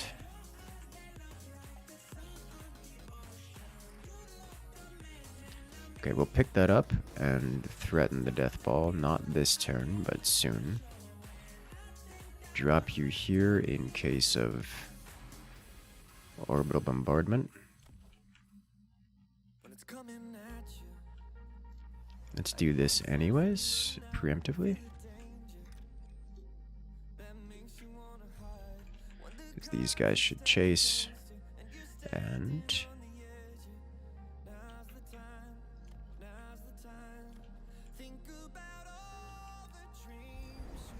okay, there's the orbital strike. All those units running over there.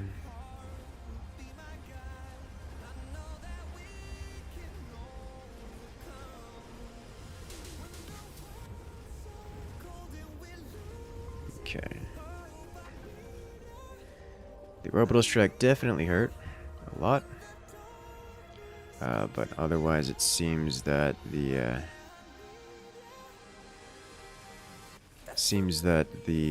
movement manipulation worked as Rick desired.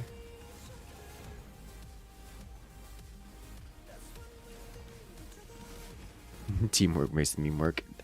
That is exactly the mindset that makes co-op painful. Teamwork does not make the meme work. It just means someone else has to do the meme work for you.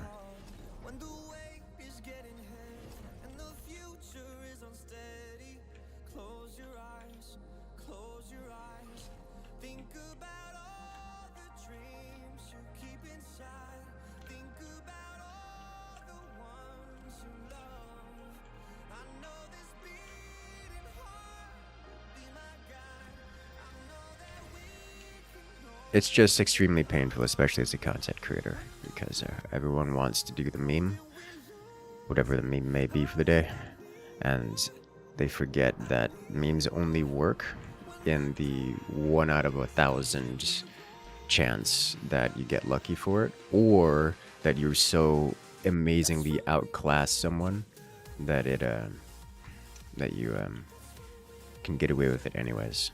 And so everyone wants to say, oh no, let's do this meme so I'm only half as effective, meaning my teammate must necessarily be 3 times the player that they would normally be, just so I have a chance to have fun. Which is an exhausting experience on the best of days.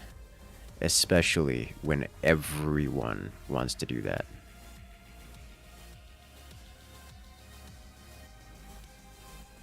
It's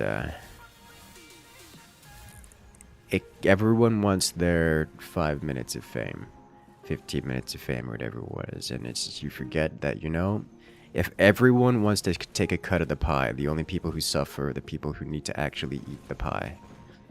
It's like, oh yeah, let's play a prank. It's, I'm gonna take this freshly made pie, throw it against my face, and take a funny picture of it, because it's gotta be funny. It was funny the first time the internet did it. The first time the internet did it. 100,000 pies later, do you start wondering why people are starving? Yeah, no, please, for the love of God.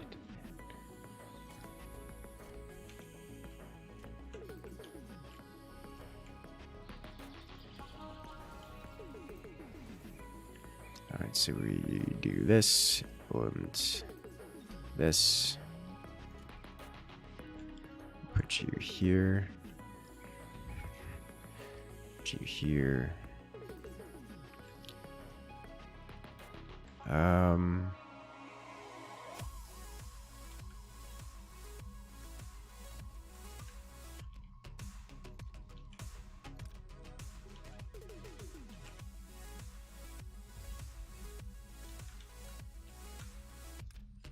Let's see. We need to upgrade you and one of you. Here we go. This will do. Okay. Oh no. Okay, so we just instantly sniped that, which is beautiful. Now we do the drive-by wasping. Wasps are fun. I like them. Take out this building. Yeah. Oh, it's fine. That's energy shields are for. Well, that was a lot of damage. Wasps are a good unit. You don't like pie. Not everyone does. I would say point stands nonetheless. With no range on wasps. I was running range on wasps for a while and I just found it too expensive. Like mechanically wasps get the damage done they need to get without range because they're just so fast. It's like speed and range serve the same purpose-ish. If you have one, you don't need the other. I mean, why not both is always the question, but you can't always have both. So I tend to like to put... I've played around a bit with putting anti-air spec on it instead of range, and I found it to be more effective just because it makes them more versatile. They can do more things. I don't like any of these. Like, I dislike all of these.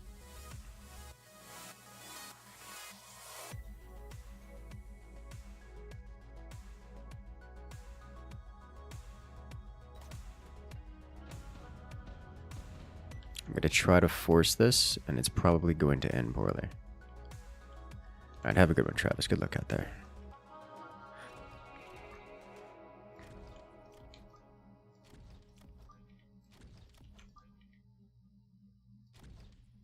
I don't know what I'm supposed to say, baby, before you walk away. No, I'm in the war, I'm in the race, chasing the time. I've been meaning to find a way to face that I'm out in the wires every day, trying to get my head up off the waves, staying alive. Okay. Let's go.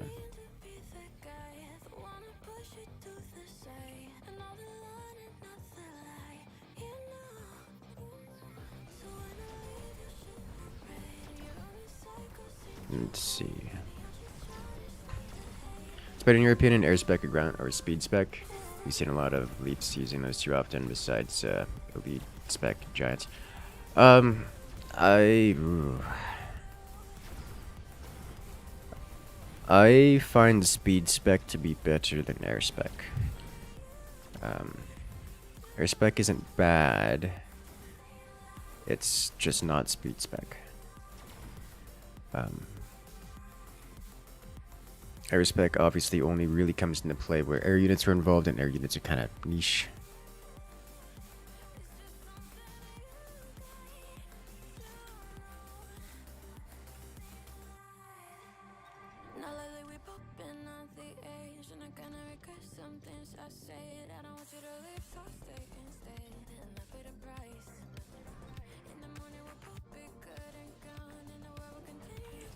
So it's not... I don't find there to be a... Obviously, they do strategies slightly differently, so it's not like one is objectively better than the other. But I would say that on average... speed spec is better than air spec. It's just that air spec is somewhat niche, so you end up with scenarios where you're forced to go into air in order to make use of it, or it does nothing. And that could be a weakness in and of itself.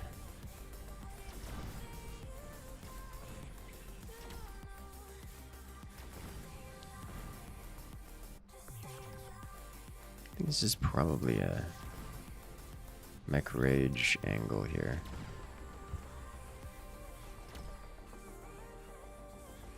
In the games you play versus air spec, they mass phoenix and wasps with sledges fangs, so you're just curious. Well, yeah, I mean, if they're air spec, they have to do that, or else they get no benefit out of air spec. So either they get no benefit for it and it does nothing, or they do that style build and it's just a mess.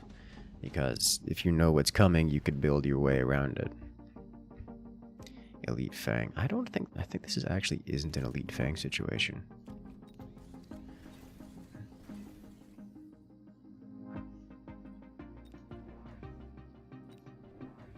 So I need chaff here more than most things. I'm going to take advantage of the upgrades while we have them. Arcs does have carry arc option. Okay, in that case, I need to get mech rage going, and then probably range, because we're in a sledge mirror, like heavy sledge.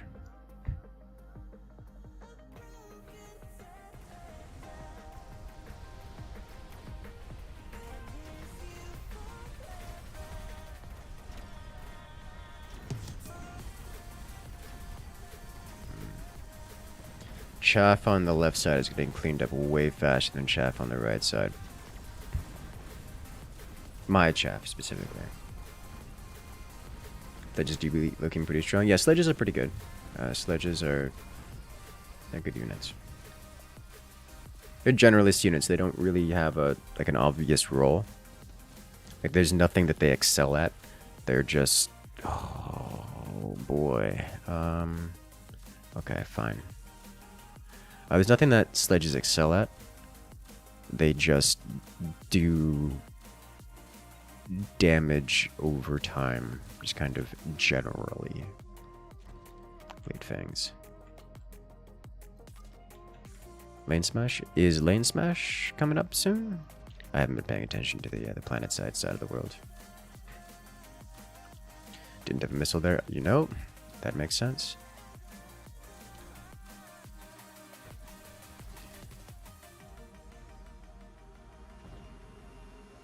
Yeah, that was another beautiful Sentinel missile.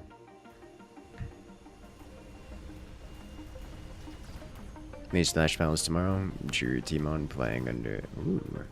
It's only multiplayer? Yes, this game... well, the game technically does have some single-player stuff, but yes, this game is primarily multiplayer. It is intended to be multiplayer, balanced around multiplayer and such. I do not actively recommend the single-player content, although it does exist. Like, there are things to do, it's just not primary driving, motivating factor of the game. Parasitic ammo. I think this is parasitic ammo here. We're getting a lot of, dare I say, incredibly high, incredibly strong items drops. And it makes me feel like I need to pick them.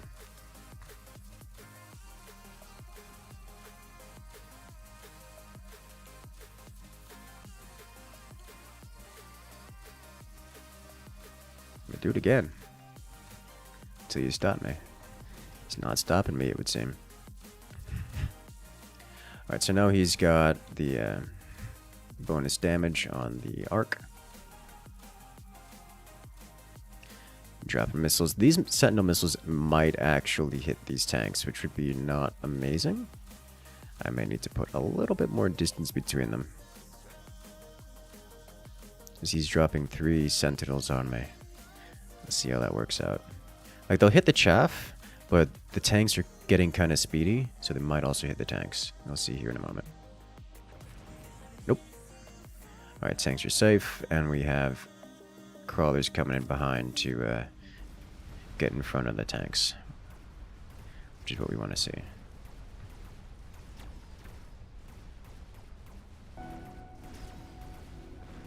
Okay, so at 3 Sentinel missiles, he does quite the number to my front line, and it's not quite enough. Love to see it.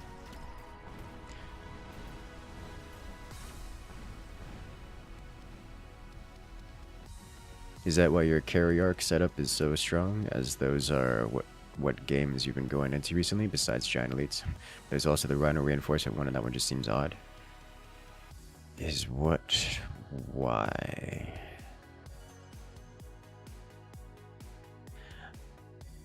I don't remember what the why is that you're referring to. Just here you need more fangs as you can. I mean, you're not wrong. I too intend to get more fangs, actually. But that'll be after range.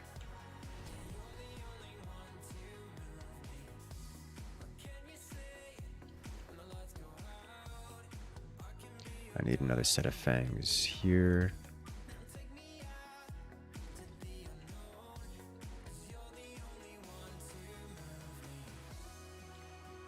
Crawlies or late fangs? Late fangs. Enemy needs boats or they lose.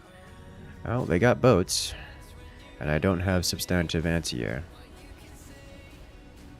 But they're boats, so they're pretty easy to clear up. I got armor though, so the fangs won't be able to break them this time around. Oh, this sledge is so much better. Beware Stormplay. I mean, you know what beats Storm? More Storm. My sledges have more upgrades to them. I started snowballing them early. I used Sentinel missiles to deny my opponent upgrade, or XP, so my sledges got ahead of their sledges, and then it doesn't really matter anymore. Because, well, I'm so far ahead that in the mirror match, having just one level up is untenable. What else does he have? Oh, he doesn't have regen. Okay.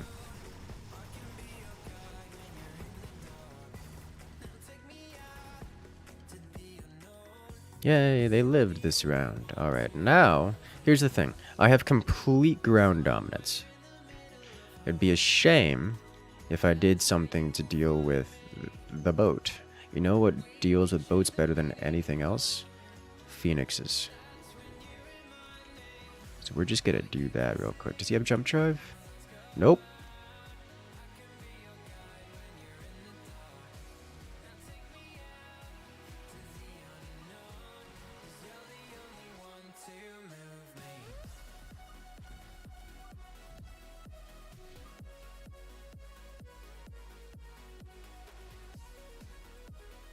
It's fine. Alright, upgrade you, and you, and you, and you. These got up. Oh my god, only one of them got an upgrade. It did 202,000 damage. Oh no. Alright, attack defense.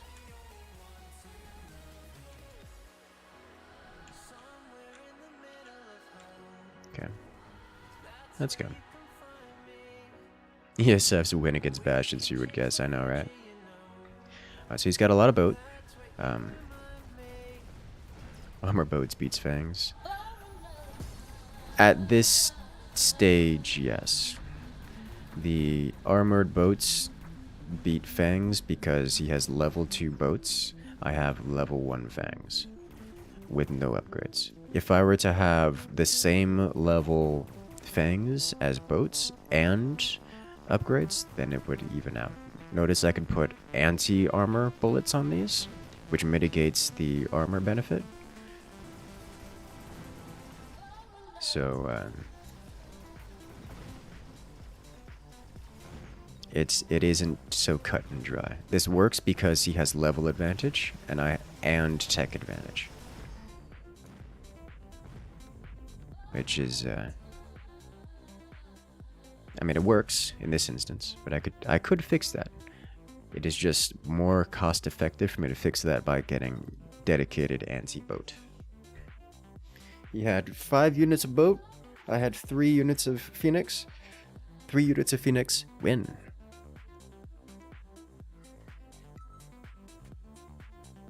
Also, hello there, Adonias.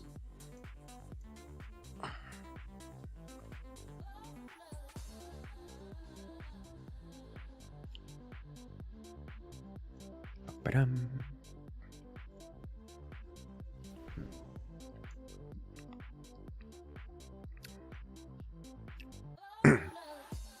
I don't like any of these. I don't like any of these at all. Let's do an elite match. You don't like this Fang meta? Fang meta? I wasn't using Fangs for anything other than just meat shields.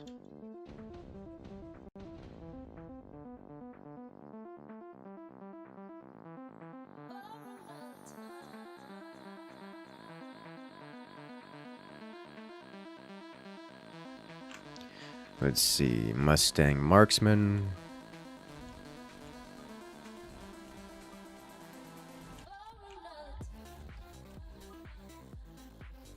Throw you here.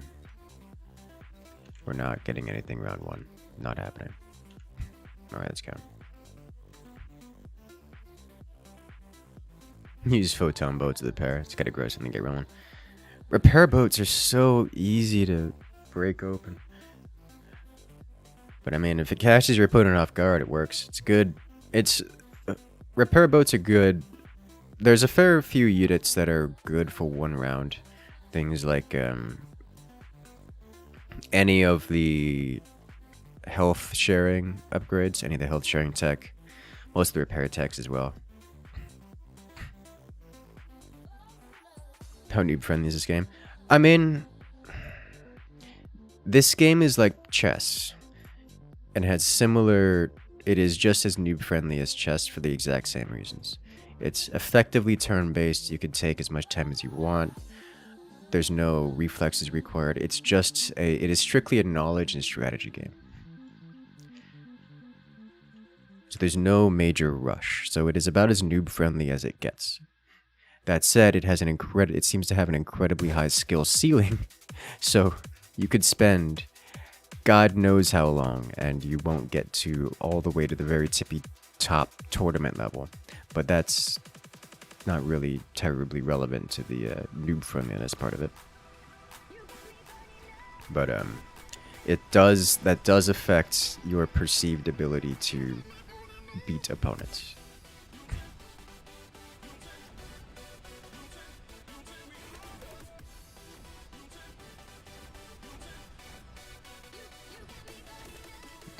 Health share is great versus EMP. 125% health increase goes hard. Well, the health increase goes hard. The issue with it is if it doesn't get EMP'd, it lets a single point of failure break your entire line. Let's say, God forbid, someone has any amount of melting points or steel balls, or just massive amounts of single target DPS. It gets really bad real quick. But generally speaking, the health share will help for 1 round, the round that you get it, because no one expects, because if you are correct, 125% HP goes real hard. The problem is next round people deal with it by getting that damage ramping up, and then 125% HP does nothing.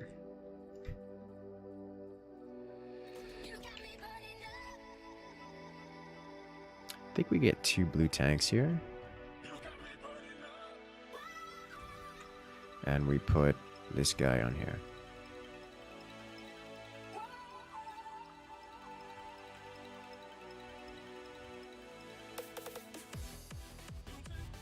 Like the health share is actively a vulnerability. It's an active weakness that isn't offset by the 125% health increase. Health share vampire balls is kind of a meme. A little bit, yeah. The vampire balls or something. Vampire balls in general just great. Health share plus repair. Still dies to a single melting point. Still suffers horribly against any amount of steel balls. Like it just isn't a sustainable or cost efficient play. It'll work for one round at least, because I mean, unless you specifically have an option against that tech, it is powerful enough that it will break through. But once you have the counter to that tech, it wipes out your entire line, and it's so fast and painful. Imagine 400 supply can wipe, like a single 400 supply unit can wipe out 6 200 supply units plus all their levels plus all their tech, which is it is literally in order of magnitude, like a factor of 10 difference in efficiency.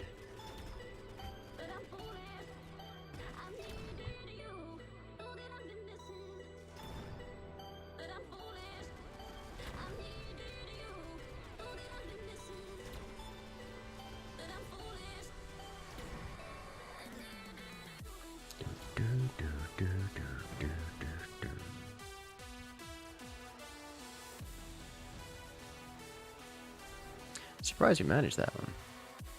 Oh boy, this one's interesting. I'll take deploy spec because I'm gonna be suffering. Let's do this. Can I afford both? I can. And then nothing else. Alright, so these balls hit us right about...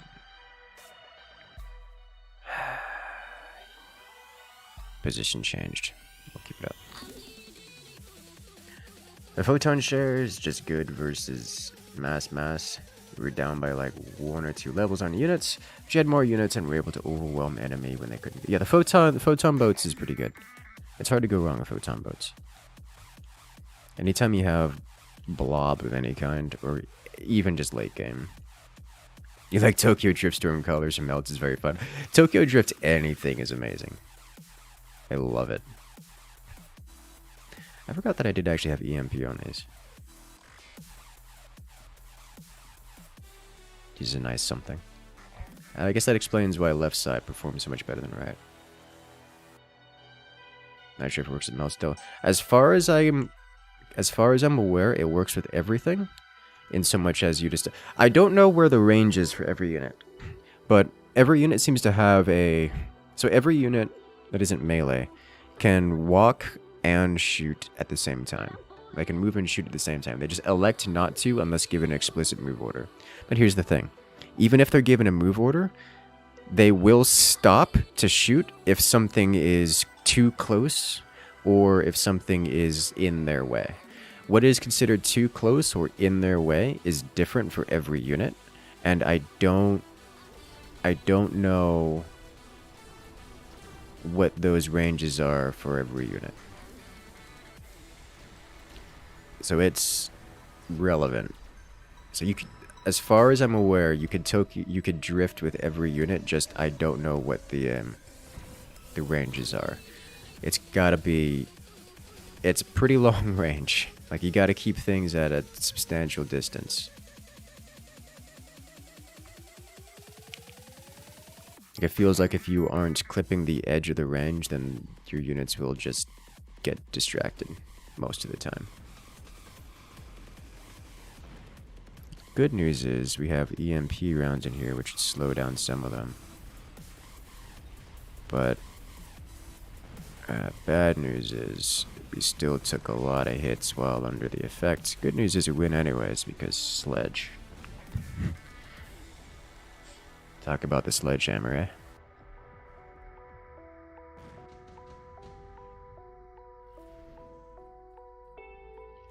This is gonna be a problem. Please, for the love of God, I need this.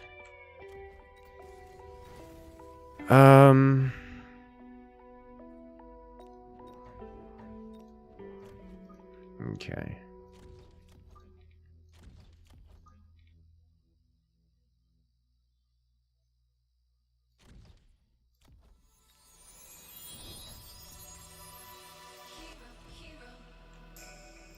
That boat is just gonna wreck me this turn. I don't have the units to deal with it. Yeah. Man's got supply spec too. Wait, did he not take boat? No, I mean, he took junior manufacturing. Okay. This man's got so many balls.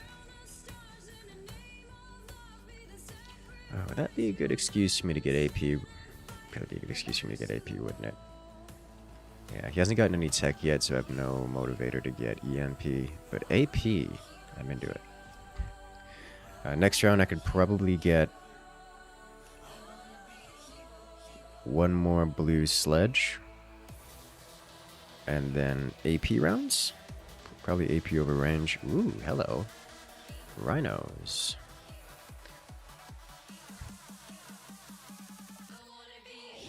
You started calling your build to sledges Hammer with the gods because it's just so fun. Sledges are quite fun, yeah.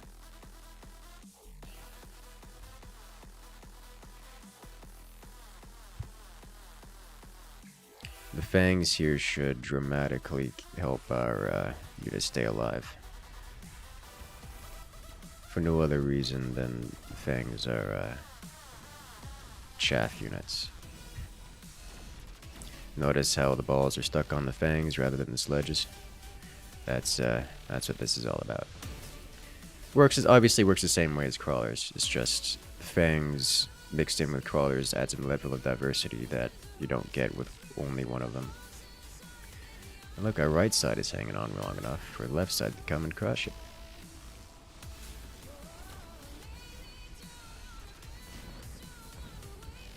Alright, we're definitely looking forward to sledge range, but that's not a high priority yet.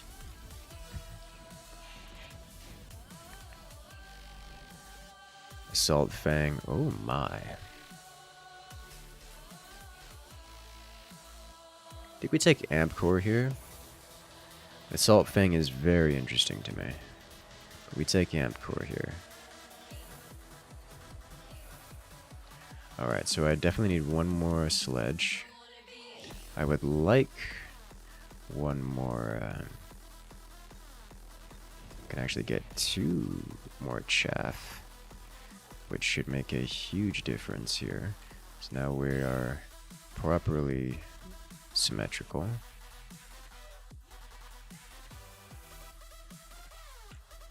And with the bonus AP, we should now be able to break things that much harder. The reason I wanted AP is because our opponent doesn't have a lot of chaff, so the AP just hits so much harder.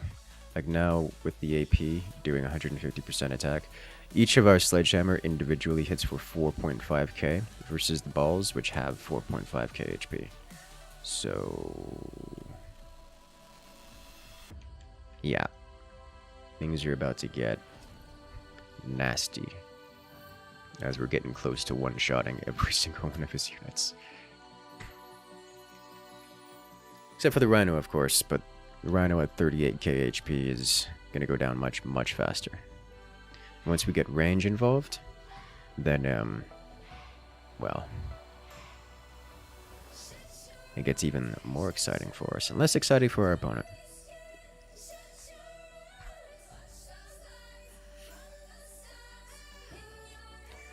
I'm keen to get another set of sledges too.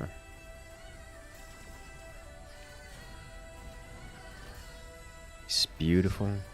Rhino barely even makes it to the front line.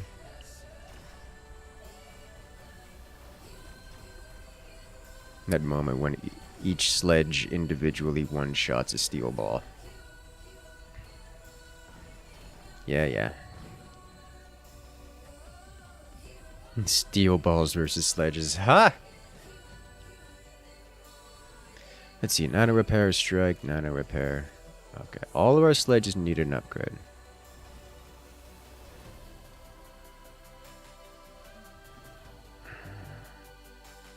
We'll get range, which leaves this sledge not upgraded, which makes me sad. But we only have so much money in the world. Give you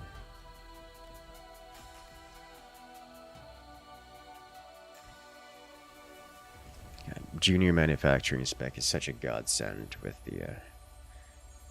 elite spec, just because I can actually afford chaff again, meaningfully afford chaff. Obviously, our opponent has the upgrade as well, so they can spam out harder than we can. But at least I can have a normal amount of chaff on the field, just scattered about.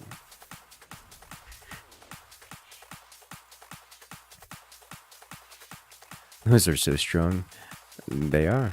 They're well and proper sledgehammers. Getting the M1 Abrams of tank.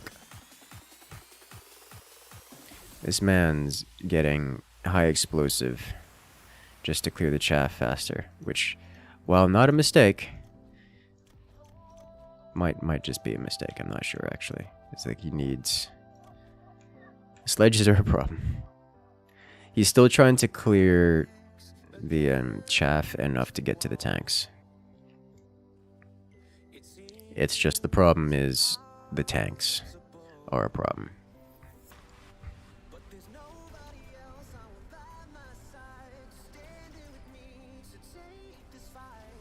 Okay, our opponent has invested into mechanical division, so I have half a mind to get EMP on our sledges, so I don't have to deal with that.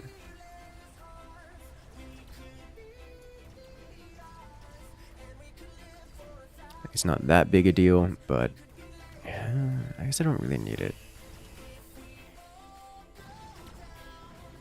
We hit the... He's got range on his arcs, so that's relevant too. Okay, we are, I think, immediately taking senior defense spec, just because that is a huge HP increase. Look at this sledge here at 33,000 HP. It is beautiful.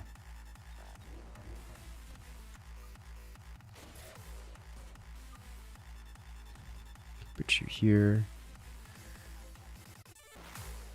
I think we want more crawlers behind. Maybe late fangs. What else? Boats would be reasonable for me. I can go photon cruisers.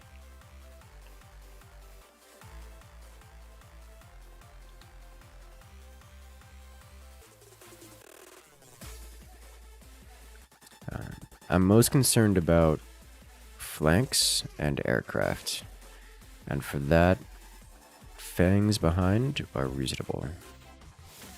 I could do a wasp death ball. That would be an offensive option.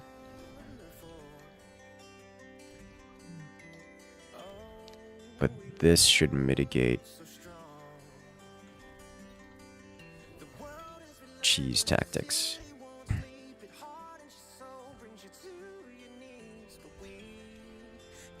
He did get boats, but I do already have fangs on the field, late fangs specifically, so unless he got armor, then we should still be able to clean this up, as the sledges are just doing sledge things, which is not a big surprise. Go, go, go. Let's see, he does have photon mothership. He's got range. Okay. Alright, so we do have fangs on the field, so these fangs should be able to clear up the boats eventually. It's not going to be fast. These fangs are not exactly meant for anti-air, certainly not anti-chunk. But you know, they're getting their hits in.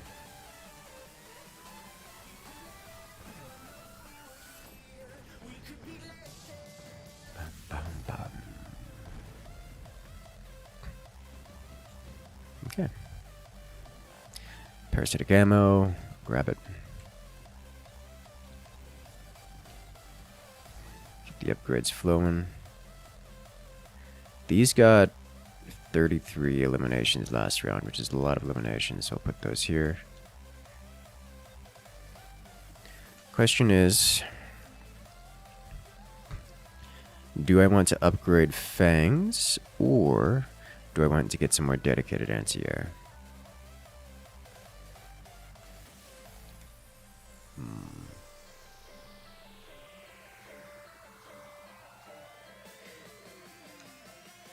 Options are phoenixes.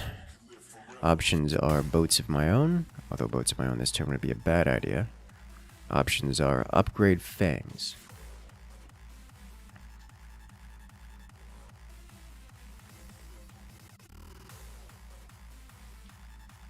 I think we go phoenixes for the dedicated anti-air.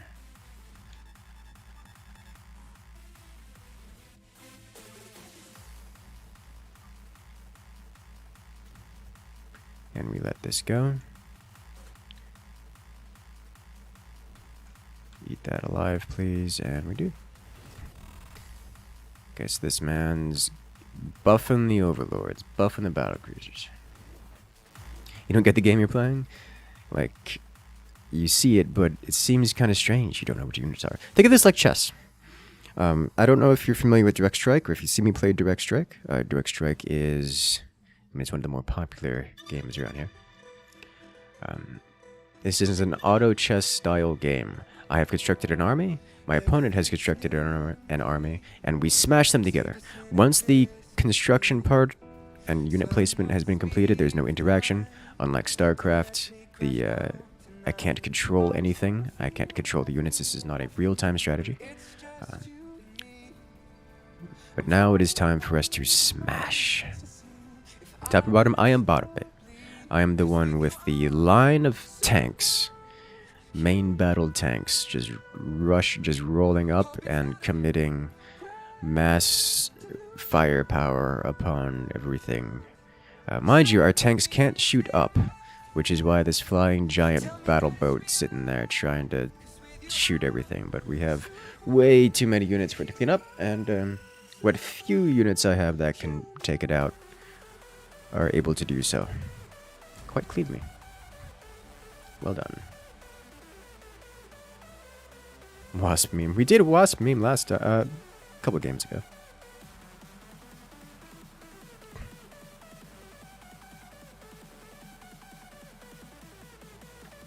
Bam, bam, bam, bam, bam, bam.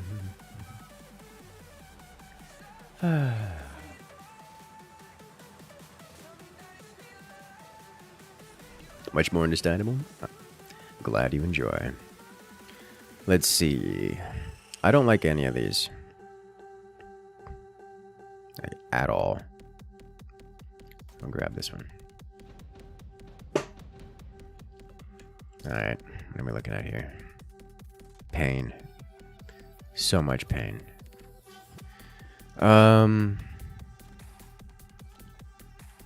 I do not want him to force me to walk up on him. So let's get as much distance as we can.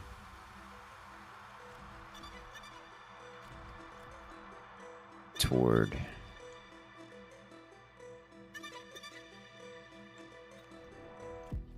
A little bit of trickle. Some coverage on the side. Let's go. This man's sold a Stormcaller for extra arc light? Okay. Dude, he tried to win with colors as main unit. That only works against people who literally don't know how to play the game. Which happens sometimes. But, point stands.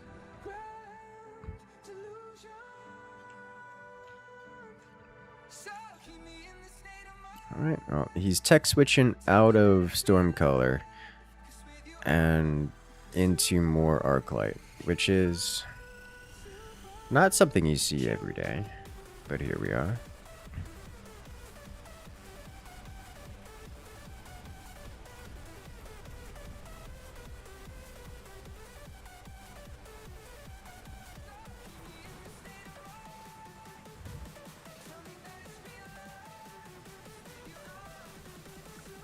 Alright, Mustangs, now is your opportunity to go through and punch.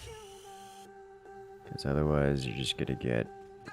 Yeah, they all got wrecked. Okay, big shock.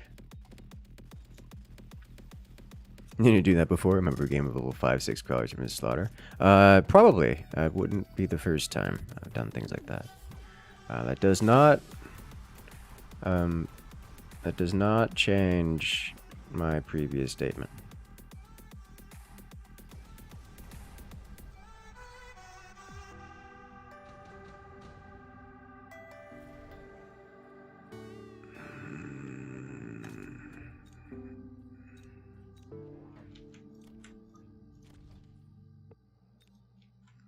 Don't really need this.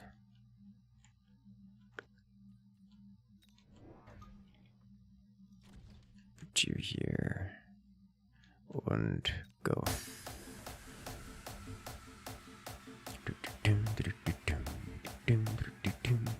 It looks like our opponent's definitely trying for carry arcs. And they do have the carry arc loadout. So we can ruin his day. Worth noting, our opponent has no anti-air, so we can force him into getting anti-air, which will interrupt carry arcs. We can also, carry arcs are also quite miserable versus anything that's like a dedicated chunk or dedicated swarm. So we can deal with that by getting dedicated chunk. He will win this round. But nothing a fortress can't handle, and nothing some wasps can't handle, or phoenixes, I suppose.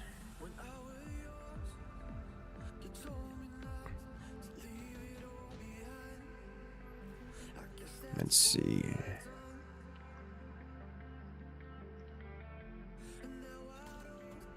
Because we are giant spec, dropping a fortress onto the field is a nice touch.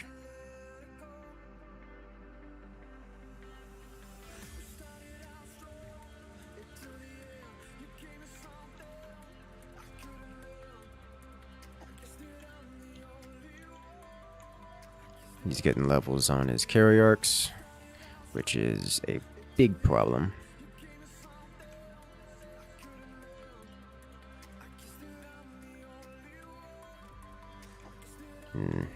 I've half a mind to pick up armor enhancement for the extra 30% HP. Rocket punch of AoE? Yes, it does. I think I'm going to hold off here. He's getting so many arcs.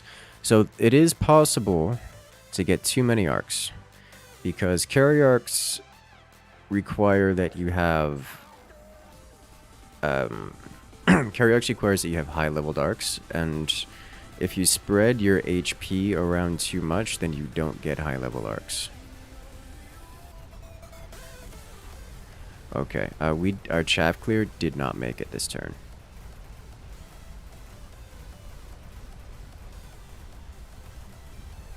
We did not manage to clear our chaff. Holy smokes. Okay, so we failed to defeat his crawlers, which is an issue. Pretty big issue at that. This could hurt a lot. Alright, so if we get range here, we should stay on top of the crawler issue. If I get rocket punch...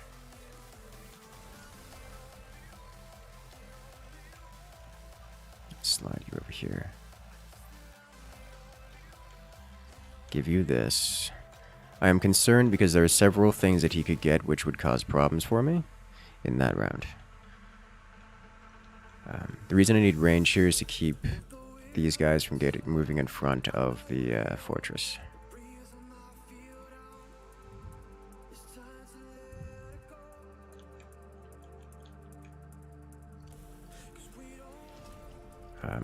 I think I'm going to need to invest into wasps or something similar just to make him invest into the anti-air. There we go. Now our dudes are... our chaff clear is not walking in front, which is what we want to see.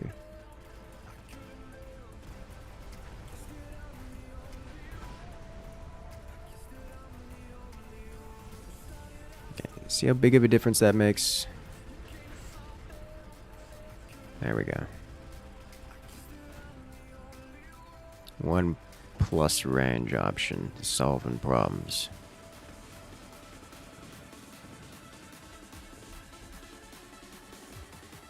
Okay. But now our opponent's got a few issues to deal with. Oh, well, you can't do this to me.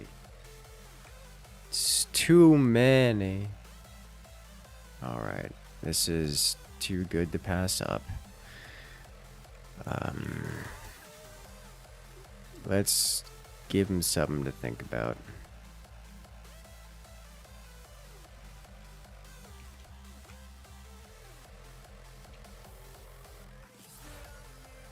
Like, what do?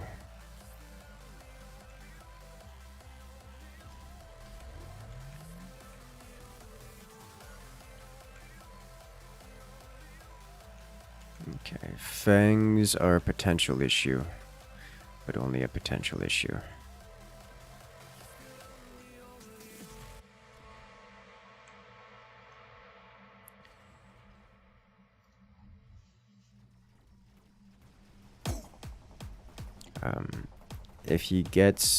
If he goes for fangs on this side, I can double down on the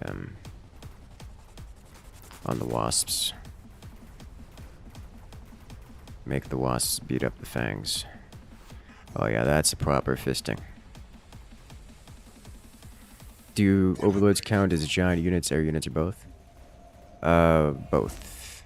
So okay. In this game, there is no tribe or like typing. It doesn't have the StarCraft unit tag style unit tags. I consider them as such because they function as such.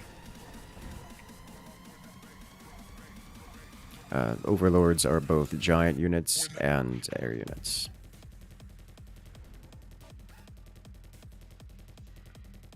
Get giant hunter on the field. Incendiary bomb would be quite nice for both of us. Amp core. I think I'll take incendiary here. Drop this here like so. We'll see. We'll leave these here and see how he reacts to them. Or even better yet, this is cheap. Drop you onto this side, see how he reacts to them. Okay, I do want you to get an upgrade. So I kind of need to keep these up going. To stay on top of the chaff. In fact...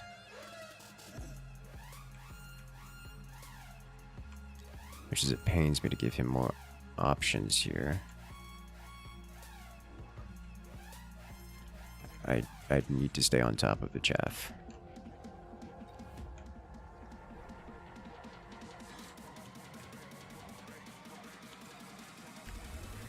Okay, he's gotten range, and he put fangs over here. Okay. Those fangs should clear up my wasps unless I double down, which I can do. And once I double down, it should probably force him to get anti-aircraft munitions, which is at some point not cost efficient for me.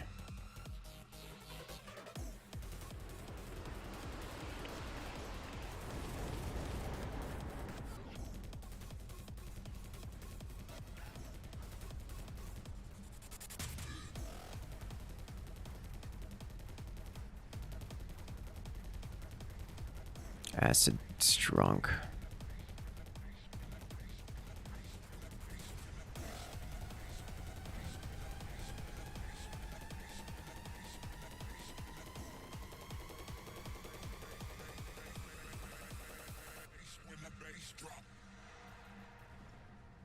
Well, acid hurts. Acid hurts a lot.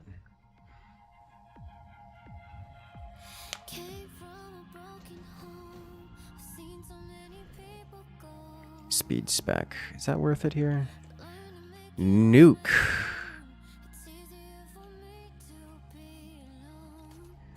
Why not? Let's make this exciting, yeah. Alright, so in order to deal with this, I wouldn't mind potentially jumping these back. No. Put you here. Give you shields. Shields.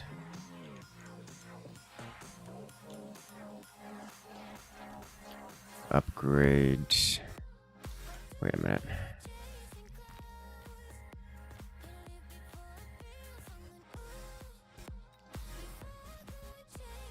$350. I messed up. Unless I were to... I can't sell.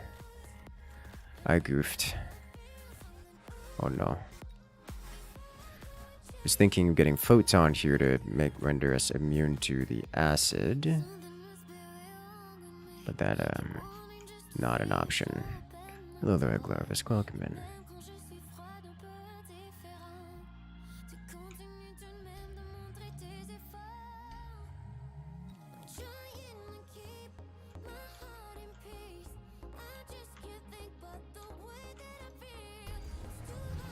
Nuclear launch detected.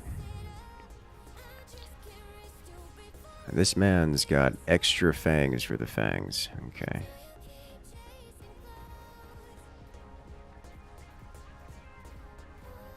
Alright.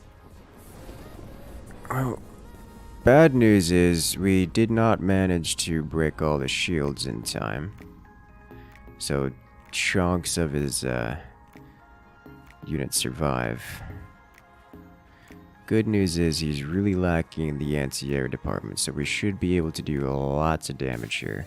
Also, coincidentally, we're slowing his units while they're standing in acid, which means that there's going to be even more damage over time dealt here. Other good news, they have a movement reposition, so they won't try to leave the acid. And we may actually win this round due to his own acid, which is hilarious to me. Yeah, alright. Do you have a favorite user? Only Fangs, yes. You can't stop it! Why do you give us this cataclysm of... Okay.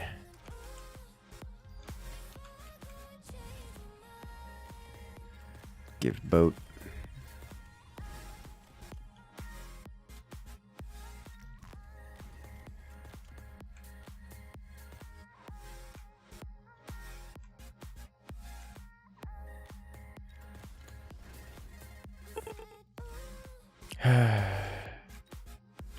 If only, if only.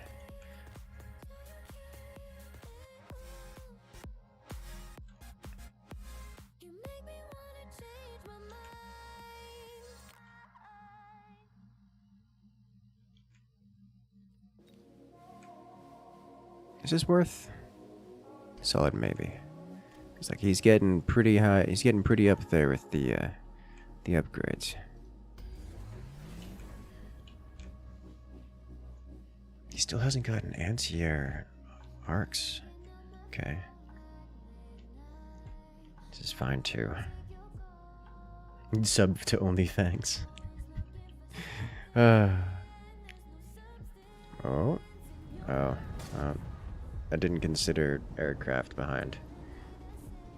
He put a bubble shield over on the right side there. That should clean up my side. Unfortunately, his phoenixes behind are going to steal the building, which will cause problems for me. Big problems for me.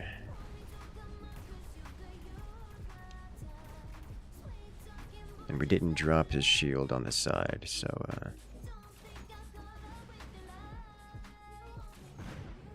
oof.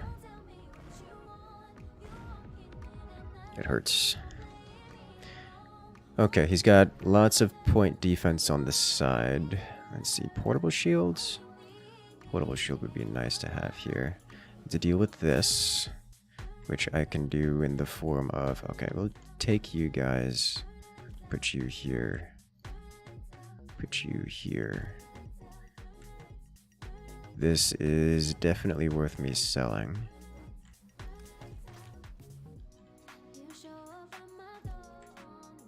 Could use an upgrade. This could use an upgrade. I think we do shield here, actually. Because shield helps us against many things. Okay, so this should clear all this up. Then they'll walk over here and start dealing with these. Should. Same kind of problem over here, so let's get one of these guys over here, just in case. And then...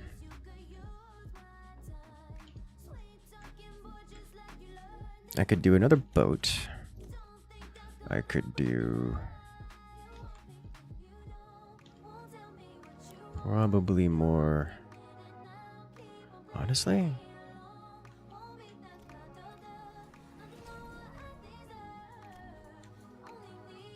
Let's do this.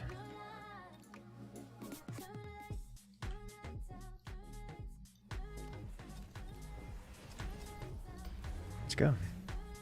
Storm colors? No, our opponent has plenty of anti-missile and systems in place to deal with it. We don't need shield pen that hard.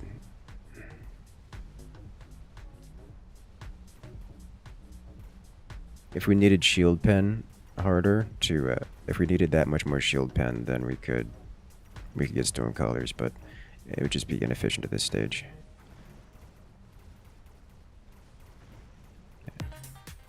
At this point, we've kept up in levels and tankiness, so like his whole carry arc strategy is just not overwhelming us. Like his arcs are not so high level that he's able to outpace us. So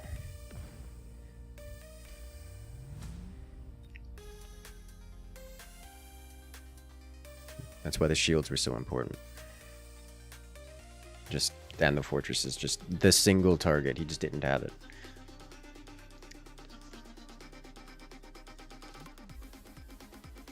GG, GG indeed.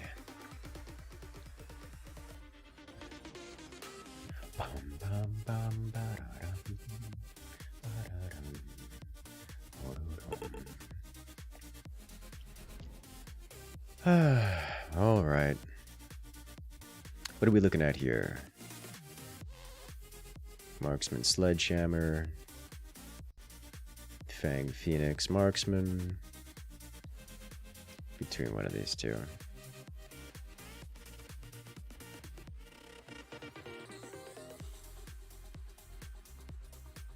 Let's grab this. Fortress's Rocket Punch. It's always a good time, yes. Alright, so I do have anti-air in the form of marksman. I need some swarm units to tank. It'll have to be these.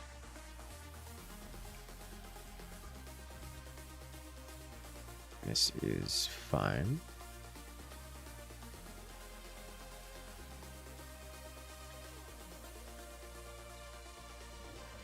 Let's go. Alright, so our opponent does have two sets of phoenixes, and the only way for us to shoot them down is with our marksmen. So if our marksmen go down, we will lose this round.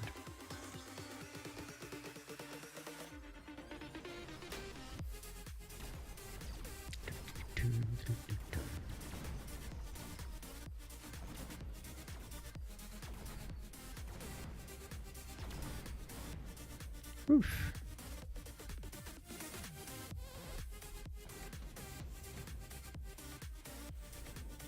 Mass-produced sledge, extended range marks. Wouldn't mind taking that one. Cheap, easy, haste module.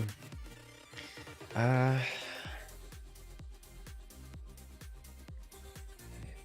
don't think I really need haste module, do I? Take this. Extended range marks is always nice.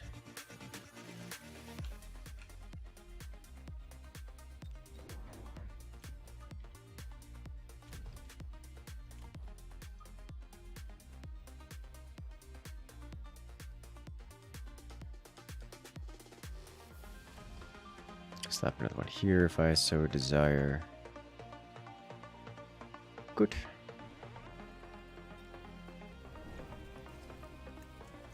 Missile comes in, clears out.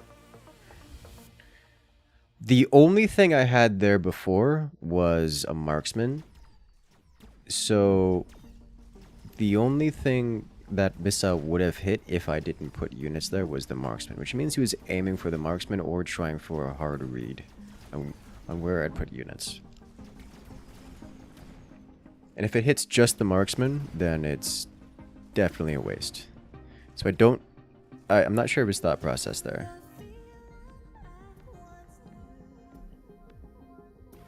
If you sell upgraded units and they're the only ones on the field, do you get full cost back or no? Yes. You do get full cost back. The upgrades and everything. Well, the upgrades and the unit cost. So let's say if you have a sledge, you upgrade it for the plus 100, and then you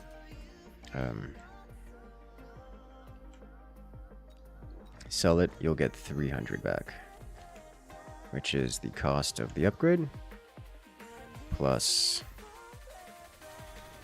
the base unit cost.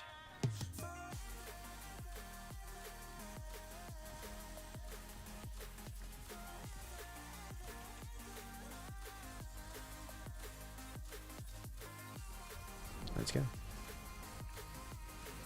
Alright, this man just has a vendetta against all things chaff, which I don't blame him for. It's just painful is what it is. Especially because he's got phoenixes.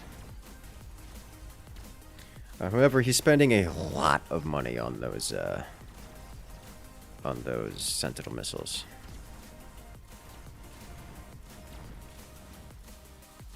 Which is absolutely hurting him in the longer run. Question is it hurting him more than... The question is, how much is it hurting him exactly? And I don't know the answer to that. Only Fangs time. Almost. Improved VASP. Wouldn't mind picking this up. I wouldn't mind picking this up, but that is a very, very later issue.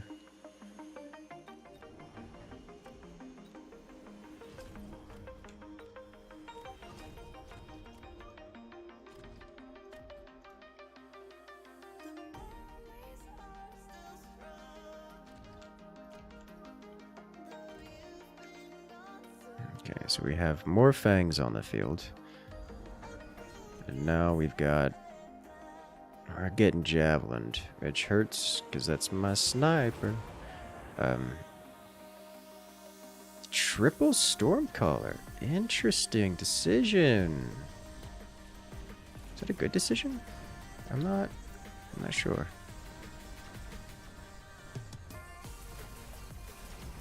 But I now have the Wasp threat. I have like a very real Wasp threat. Like the super Wasp threat, like the Wasp Death Ball threat.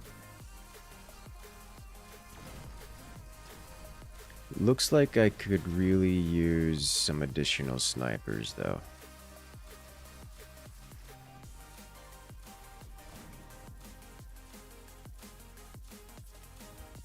Additional snipers and potentially a few more Fangs. Intensive training or Vulcan's Descent are the options.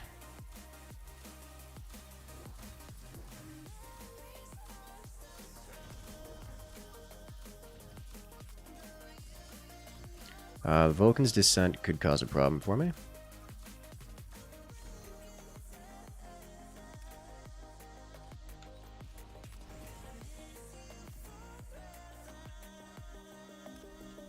Because if he puts it in most places, behind, in either of these corners, it could likely get in the way. Let's get a super sledge. Our opponent is already covering for.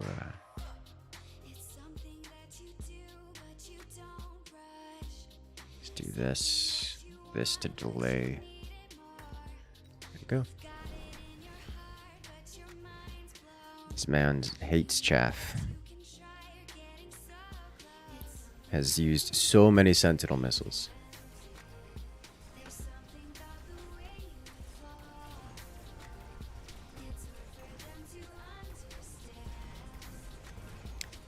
think this might actually be a ranged sledge play. Ranged sledge opportunity.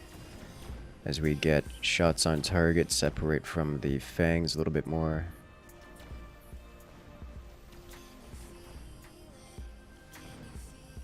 Less moving around.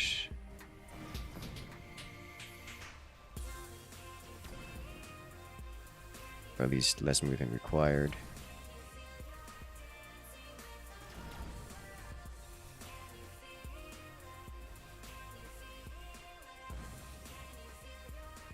Gosh, you could do it. Come on.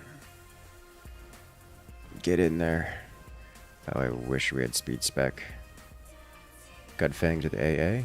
Fangs are AA by innately. Ooh, parasitic. Parasitic is just so many levels of good.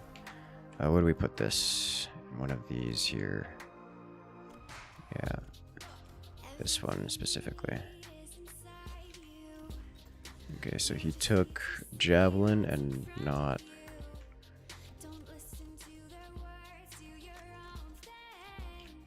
Let's do range here.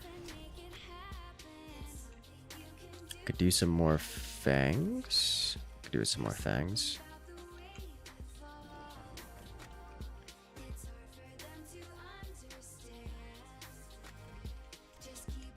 I think I want to put him back here though.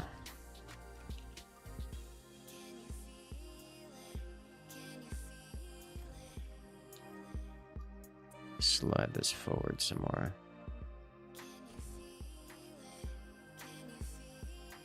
Okay.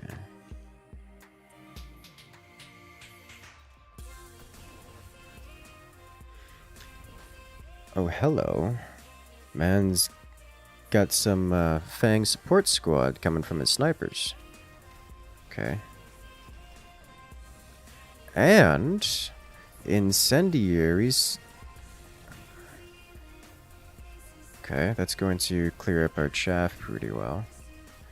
Fortunately, it's on our half of the field, so we can shield it. Okay. Incendiary is doing great work.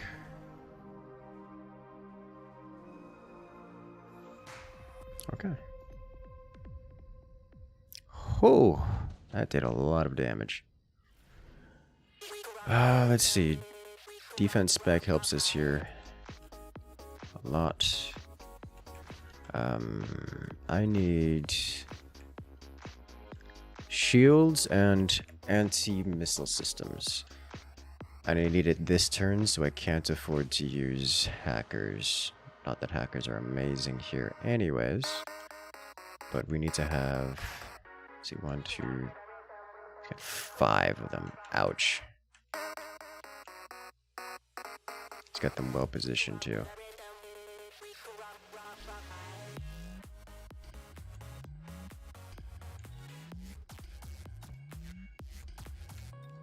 And then an AMS for each.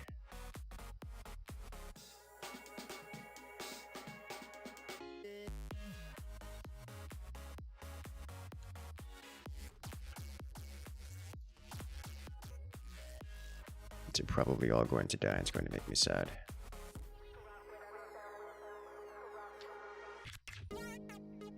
That's all I can get here.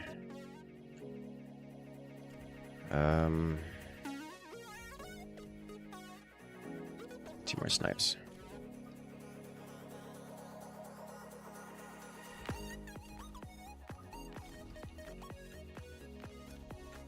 Who gets an upgrade? You get an upgrade.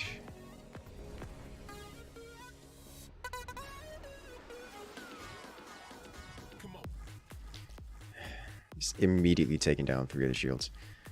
Oh, it's so painful. Explicitly got the anti-missiles that stop the shields from going down. That did not work out as desired. Mostly because of the that one ability cast, which won't be available next round, so that's nice. Unfortunately, we literally spent an entire round developing on single round bonuses on shields. So, pain. And unfortunately, we lost all of them.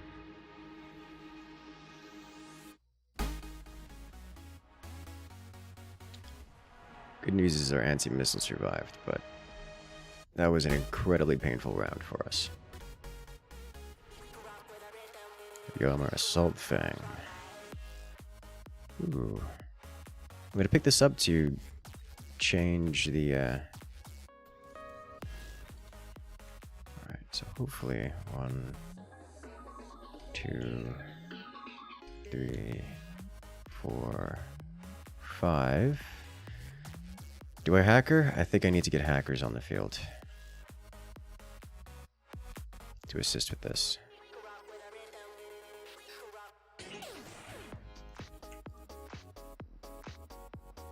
Otherwise, we're just in pain. Cheap shields is what they are at the moment.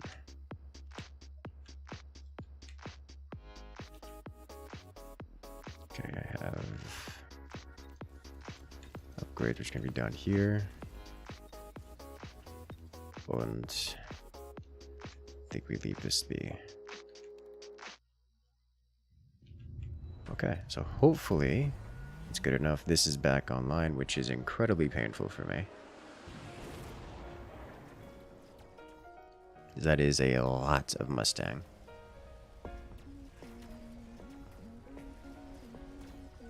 Not Mustang, Phoenix. And the Phoenixes bring down the shields.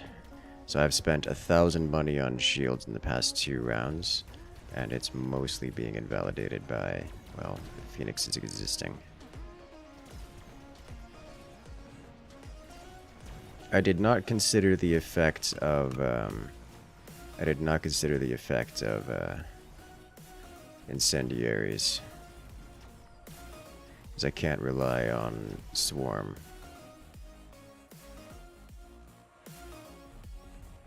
Yeah, that's it. I don't know how to beat this. Other than don't let it get to this point.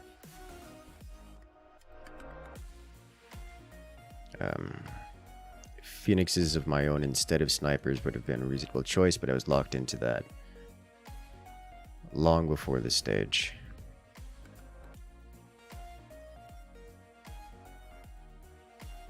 Soft locked into it, I guess. Let's see. What else should I have done there?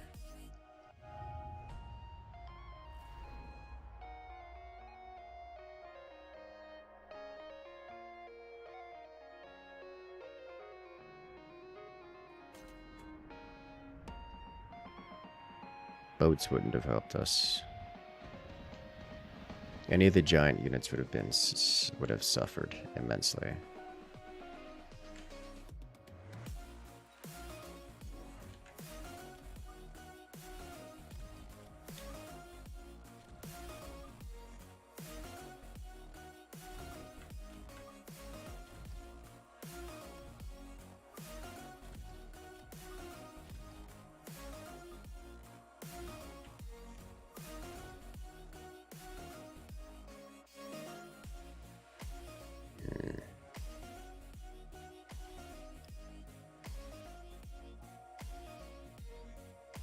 Wasps actually would have been a reasonable choice, I think.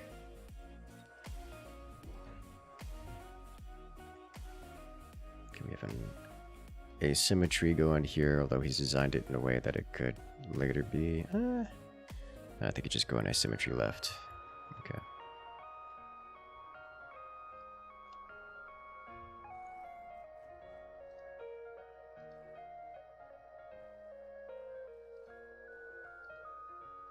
He moved one to the right. So he's going... It's technically asymmetry, but not terribly. It's not like an all-in type situation. I'm playing defensive, so is he. Kind of, sort of. I'm playing defensive, he's kind of, sort of defensive.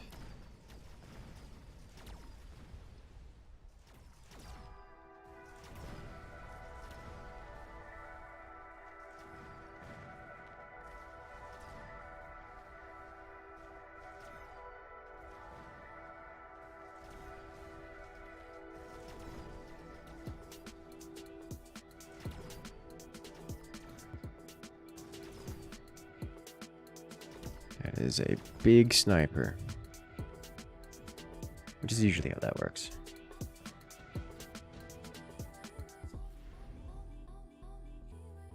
Alright, ER sledge. ER sledge.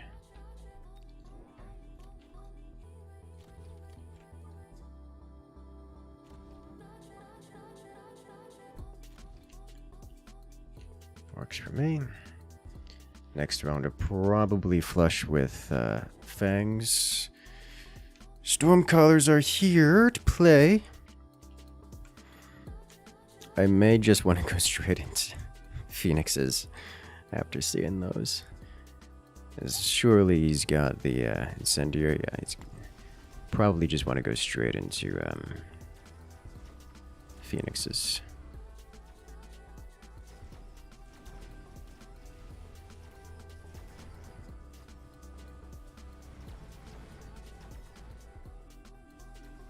At least in terms of next major unit.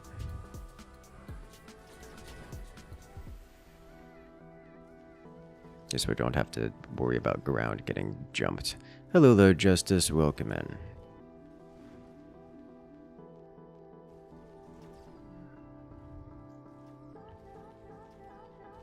Did my opponent get ER sledges as well? No. Okay, so we're going for vastly different strategies here.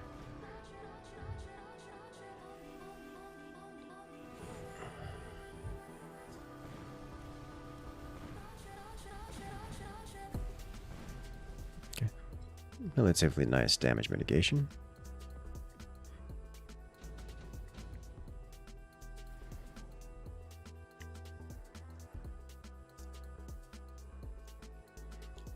I think I don't want any of these, except for maybe Photon, but I'm not taking that this turn.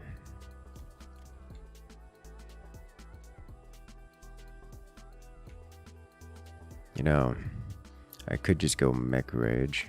He's lacking single target deeps. I could commit to Mech Rage. And one more of these. Drop you over here. Push that side a little bit harder.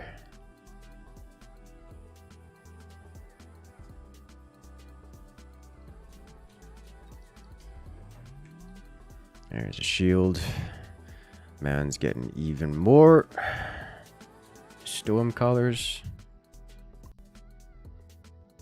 Definitely not building snipers here. Okay, so early shield out of him. Means he's not investing much into his future development, which makes me happy.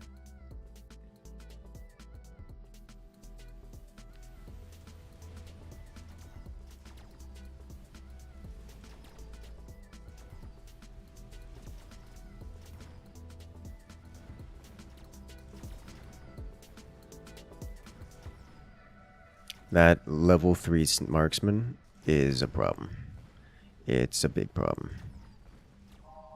It's eating my stuff alive, one by one. It just one-shots every single one of my tanks. It's disgusting. It's like up to 25 tank kills. It's a real problem.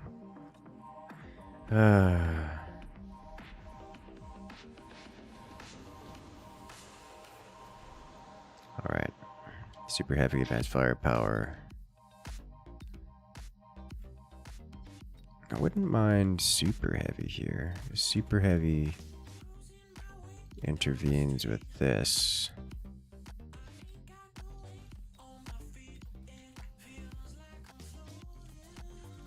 Problem is, picking up super heavy means I can't get units this turn. Instead, I could just grab a couple of these. Which, while nice, is not exactly what I was hoping for, you know?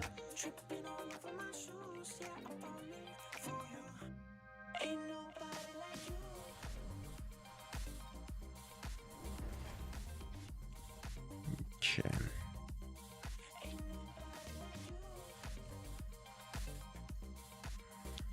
Let's see. He's up to 4 Stormcallers.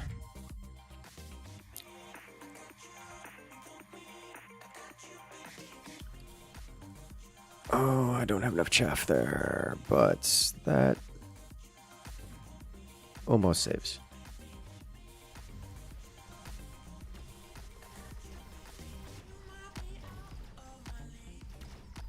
Okay.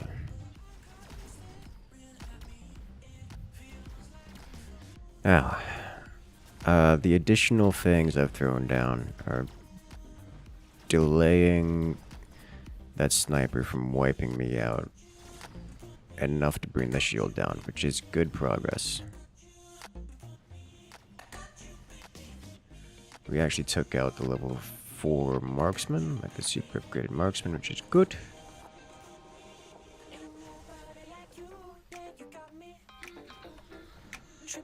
Okay. Nice. We're dying slower than we were last round. My big concern is that he's saving this for something, and he saved money for it, so it's gotta be a giant unit, which tempts me to pick this up, but I'm not picking it up this turn. Instead, we're going for...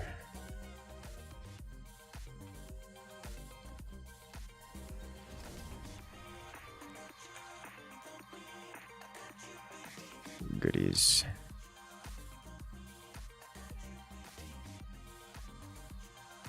Okay.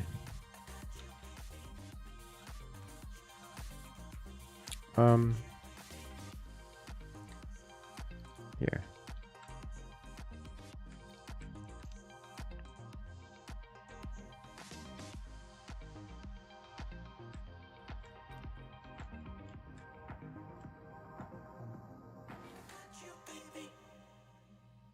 When we had that feeling, the stars were our ceiling, past the edge of town, 'cause we had nothing else to do, dreaming in full color, loving like no other, no wasted days when I was wasting them. Alright.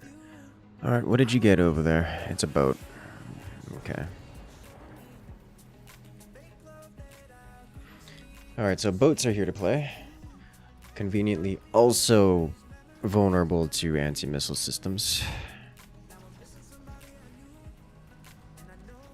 Boats, however, notably more effective versus wasps than most things. So that's relevant.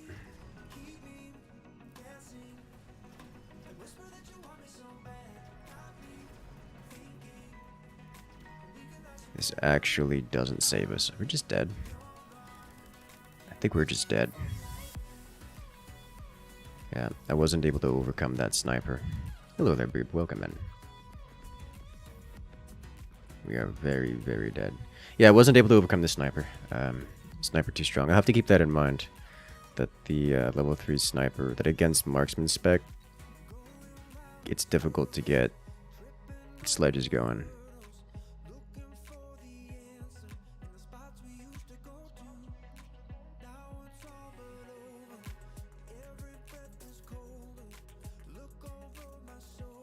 Difficult to recover from. I definitely think my mistake there was teching into something which he already had the counter for on the field.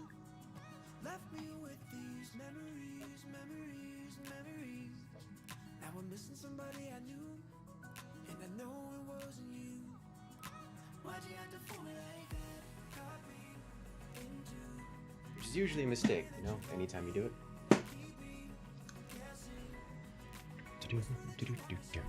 I'm glad you enjoy that, Josh. Welcome to the party, or should I say, welcome to the interaction. I dislike all of these. This one's less disliked. Take it. Hey there, Raider. Welcome in. How you doing today?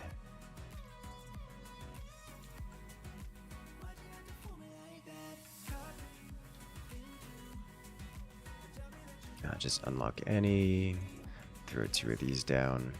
We will be a one-sided punch. Great, how am I? I'm doing very well. I've got birthday activities later tonight, which I'm super excited for. My brother is doing a baking sale at a bar near him. So I'm going to go help him out with that. Just quite fun, I think. At least I imagine it will be. He spent most of yesterday baking fresh cookies and is literally doing a bake sale, which is just amazing. And hilarious, in, like, all the right ways.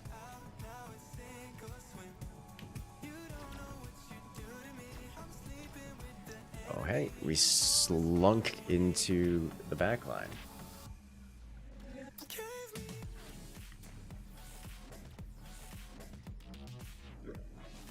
Ah. How are you doing today, Miss Raider? I heard you, or, well, I assume you enjoyed some Remnant, because today's your... Do you stream that in the morning? Because I didn't check. Because Remnant seems to be one of those games that I would be very interested in if I had the time. Though, to be fair, I've been spending a lot of my free time just reading recently. Because reading is always a good time.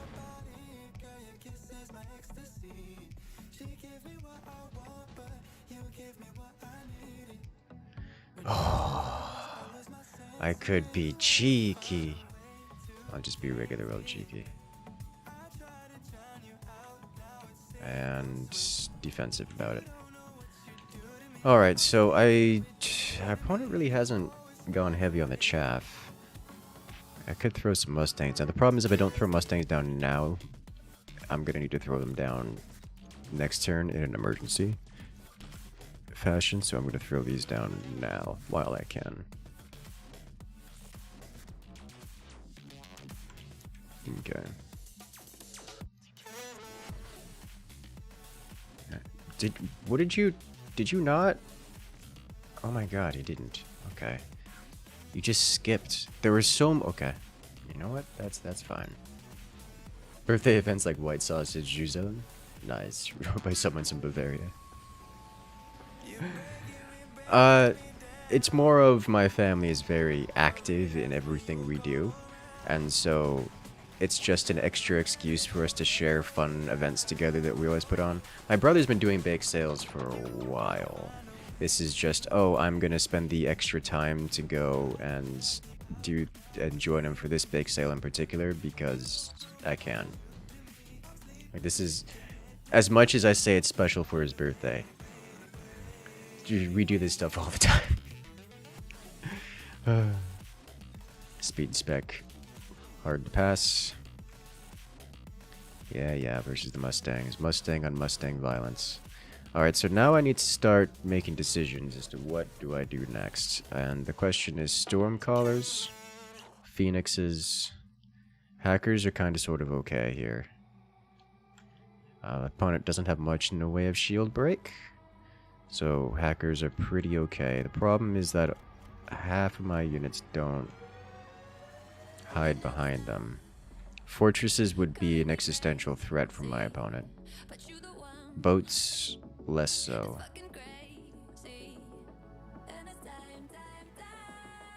Rhinos would be a similar level of threat. That's not a this turn thing. So I think what we do here is get 2 more Mustangs. Put one here, one here. I'll verticalize you. Just to prevent problems. And we go. It's a super fun game. You'd enjoy it. I probably would. From what I've seen of it, it looks like this kind of game I would absolutely enjoy.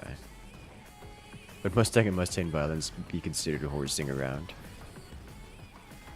That one took me a second. I appreciate that one. Alright, so we have a lot of hostile Mustangs on the enemy team here. And, he's fighting fire with fire, which means he's vulnerable to fire. And, I'm okay with abusing that one. Although I think it would be probably a better option for me to... Oh, he's got charged ammo, though. Extended range Vulcan. But we're not taking orbital bombardment here. Orbital javelin, not super dude either. ER Vulcan. Meh? It wouldn't be bad, but meh? Let's grab it. Plop one here. One shield? Nah.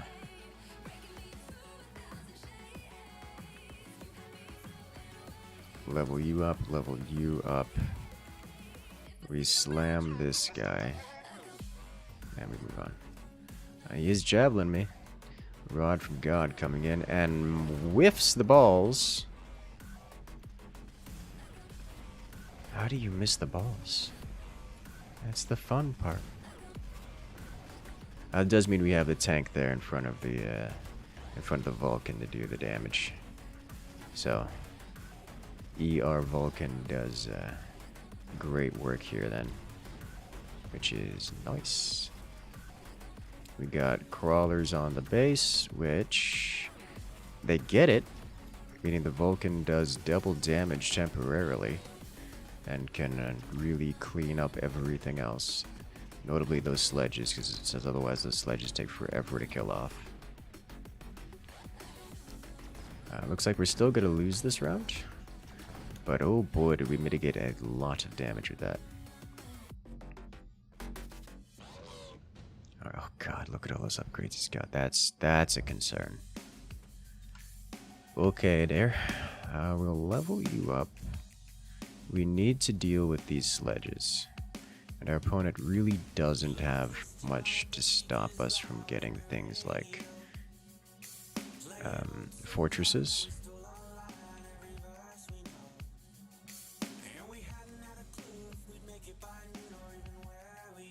But I do think hackers would be probably the stronger angle here.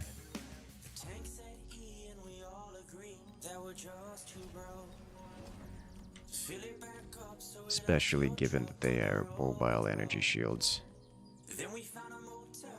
We just can't energy shield this turn. So we'll take this tank again. Take this tank if possible. He's got shields up. Hey, are we saddling us with livestock puns? Why are you like this?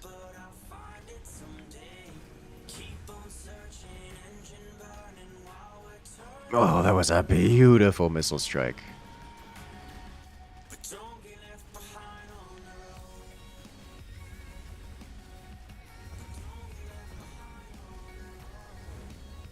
Yeah, the hackers are doing great work here. And it isn't enough to win us the round, but that should change pretty quick here.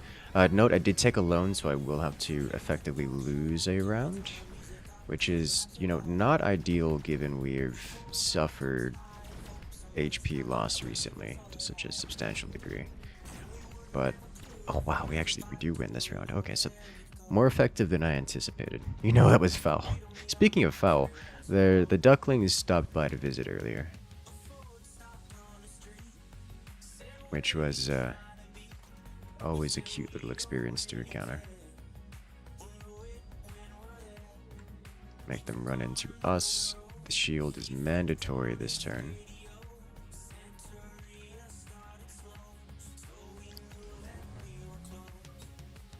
Got to feed the little chirplings. Do I even want to upgrade this guy? It's not doing anything but dying. This crew over here is still performing well.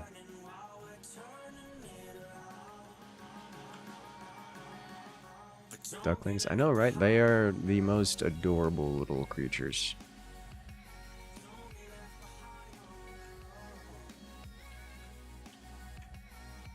Okay, let's put this guy over here then.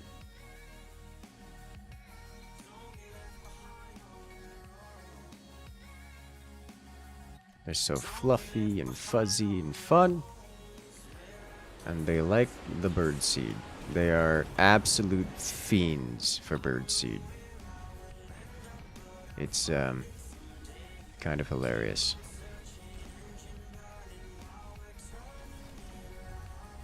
Alright, so notice all of my units ran into the burning fields and died horribly. Yeah, that... I should have seen that one coming. Fortunately, those same burning fields burned most of my opponent's units too. So that's convenient, but not enough. This round's gonna hurt. Yep, okay. Should look up an only ducks cam. Oh wait, ducklings stopped by, they've gone mobile. They're ducklings. They walk. Photon emission. Yes, please.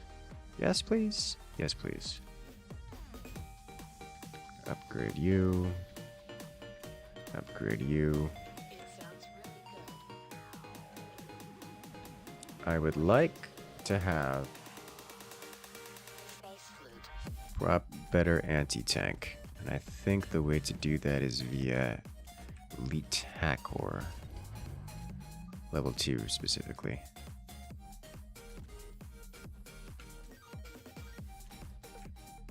Hack all of the things. Our opponent is lacking anti-air aside from these Mustangs. So I can abuse that quite nicely, I think. Yeah, little quacklings. They're absolute fiends for birdseed, and they will absolutely come running. It's like, oh, it's human shaped. It must have birdseed. Like jumping on the shoes and chirping. That's what they do best.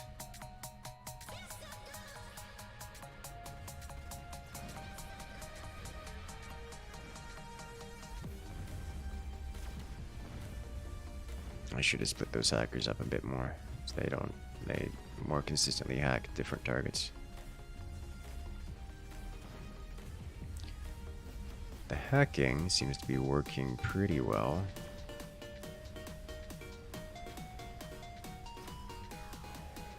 Does he have EMP? He does have EMP, so I'm not super keen on getting what's it called? Getting many technologies.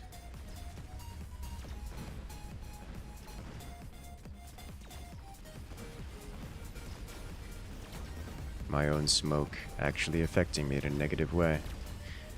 My opponent's still lacking shield pen. As you can see, we made it through most of the match without encountering,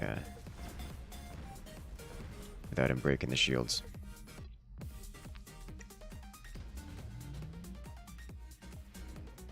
Okay, heavy Mustangs, tank production line, elite Rhino. Oh boy, that is a lot of enemy Mustang. Okay.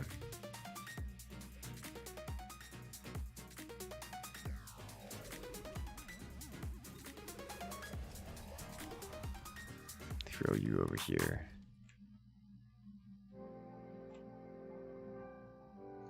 Because that might just get nuked.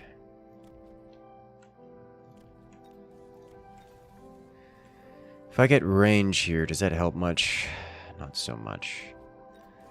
If I get Stormcaller, I don't have anti-tank missiles.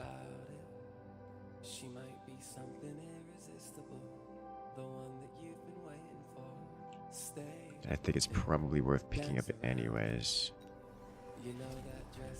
I can have them be the debuffers.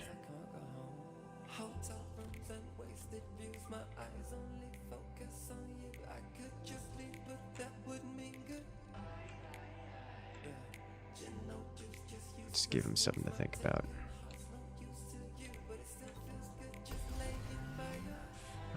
Hitting those, are they? Huh.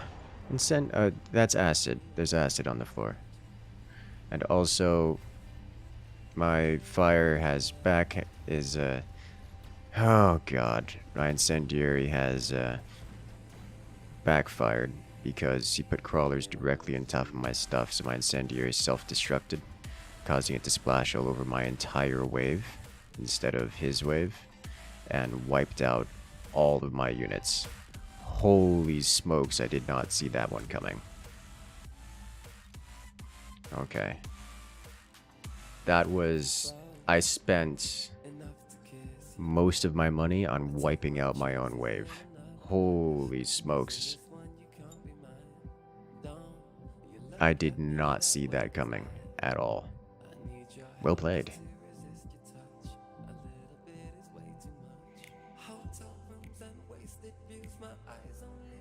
Like, he was so vulnerable to incendiary. And it was just... So was I, as it turns out.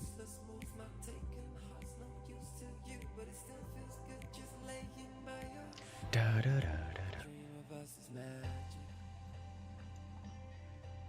Alright, what do we got here? Again, I don't like any of these.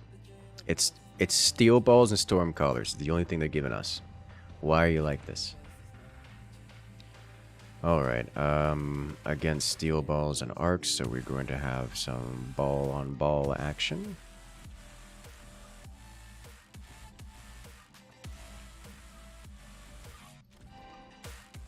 Put you over here. I could... I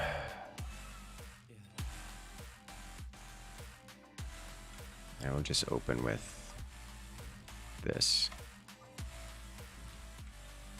Stormcolor firebombs might have been a better laid down fire. It wouldn't have changed it because they put the crawlers on. They put crawlers touching my front line. So either it was missiles launched from the Vulcans or it was missiles launched from the Stormcallers. Either way, they would have impacted adjacent to my front line, and therefore all of my units would be impacted by it. That's what was going on there.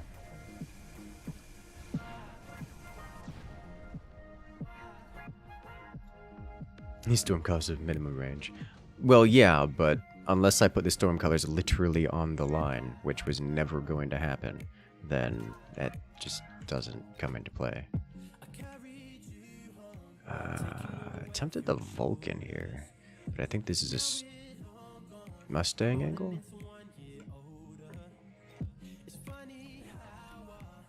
With high explosive?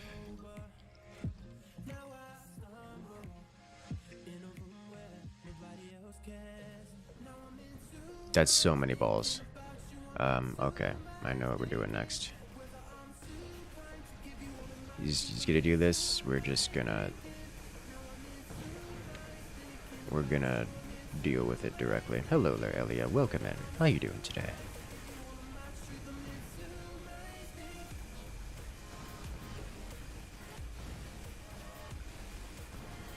God, crawlers are so good.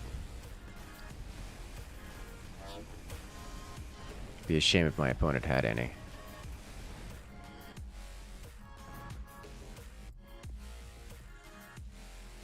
Incoming melting point.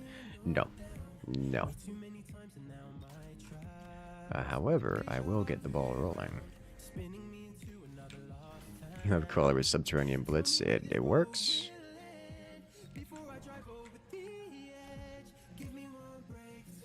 Subterranean crawlers are good fun.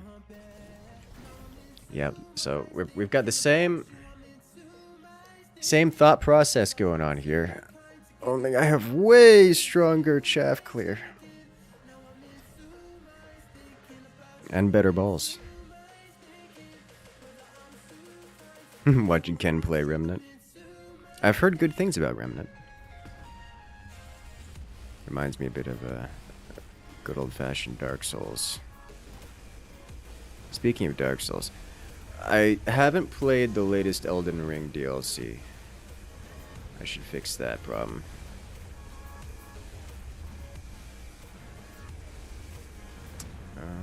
I think, yeah, opponent's winning this one. He's got twice the hacker. And twice the balls.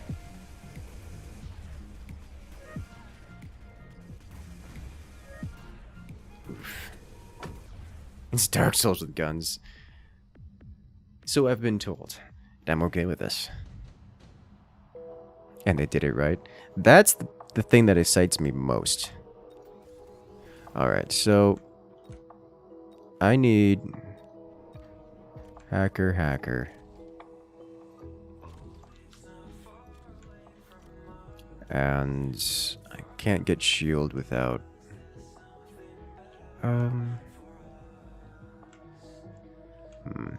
all of his balls leveled up.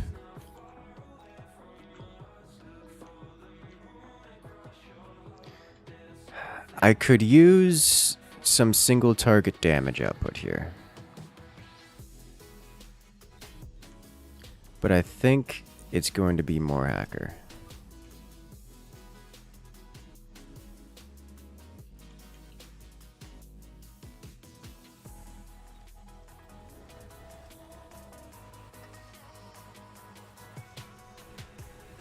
So yeah, we're up to the same counts with the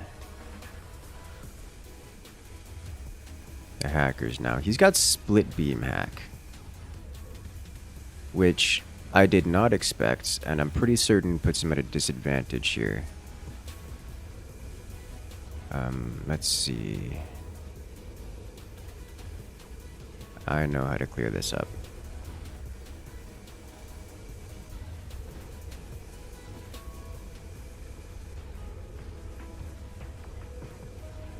This is gonna take a second as we just hack everything of each other's over and over and over again. It's just we're sharing HP. If anyone gets the HP regen upgrade, it's gonna be suffering for both of us. That's all there is to it. It's just gonna be suffering for both of us. And took out another one of his hackers. Does he actually win this? No. Okay.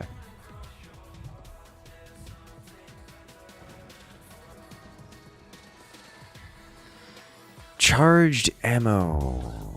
I'll take it and put it on you. Shields up. Stop all that madness from happening. We'll do this. I feel like I need these upgrades, but I would love to have a boat.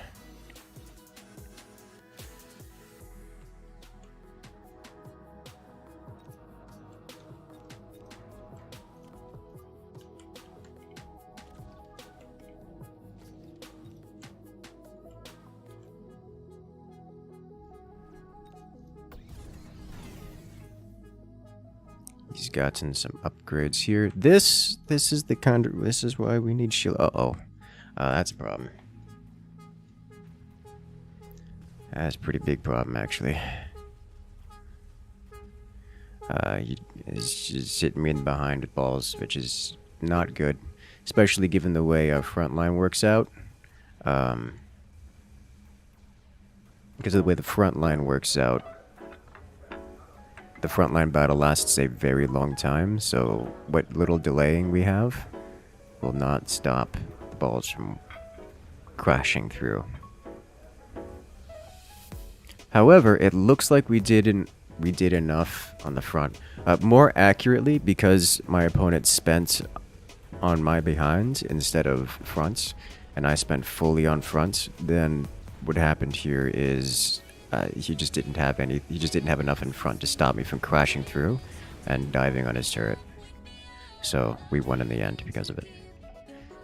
Which is one of the reasons why you don't see flanks. This is, I'm going to say, the perfect example of why you don't see flanks very often at all. It's because if you flank, you don't have anything on the front, and then you just kind of lose.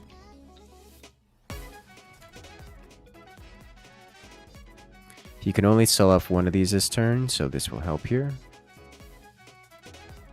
However, I have now spent more on the rear than he has in front. Than he has on the rear. So if he swaps this side now, he should have more here to deal with it. However, I'm keen to take out a loan. Get some more upgrades here. Like so. Okay, and he's mobilizing battleship to this side, which is an interesting decision because I have anti-air there. It's not great anti-air, but it's anti-air nonetheless. I guess it works on the shield somewhat, which will become relevant because he's got storm colors. But given that we're playing around melee units, it just means everyone's fighting in an inferno. So that's not super helpful for him to have that fire.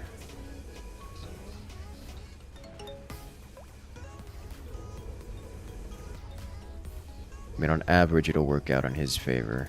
But he has no anti-air whatsoever, which means we win this by default. Hey there, fish. Welcome in.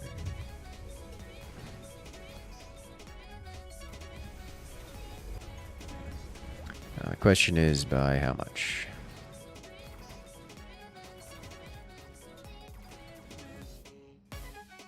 All our dudes running away from each other, which is not a big surprise because that's how that works. There we go. Okay. Sweet. Bum, bum, bum. Haste module, HP of all units. This thing got a level. I'll take it. 2 more boats.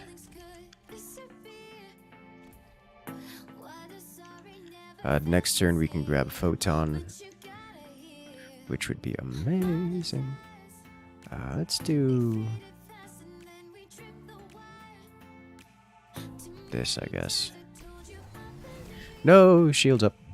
This is ridiculous. Good. Very good. He's ahead of me in the hacker war. He still has those balls on my rear side, which is fine by me, I guess. I've got better shield pen than he does. His shields fall before mine, despite his shields being stronger than mine. I do have some delayed swarm coming in from this side, which is nice. His anti-air will slowly start taking away my boats.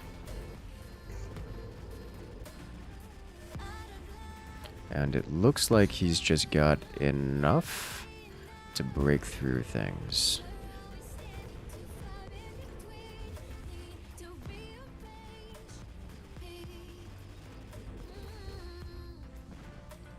He should not kill me here by a substantial amount. Yeah, he won't kill me. The question is, how much damage? By how much? Do I actually win this? Holy smokes. Boat strong. Alright. Skill stack barrier. Skill spec doesn't help me here. Rhino assault is at least something.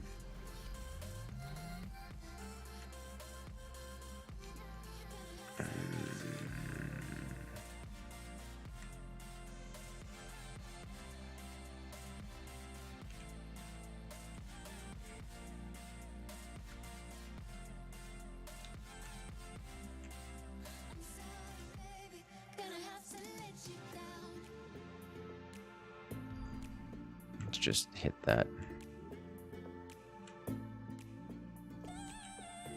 Okay, I would like to have these upgraded. For the love of all things holy and unholy, and everywhere in between. That's a lot of HP bonus. This will help immensely. I don't really care about the missiles. long as they aren't directly hitting my stuff. So let's just get this and go with it.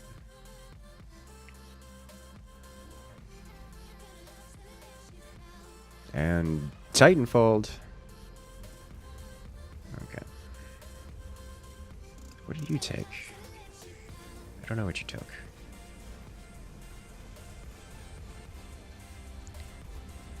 But all of his chaff is running into the Inferno as well. So that's cool. However, I could, you know, actually, the Stormcallers might work better versus him than versus me, because he's investing real heavily into these Mustangs. Alright, he's got level 2 Mustangs now, which means they can hurt my boats. These 2 hackers just living for an incredibly long amount of time.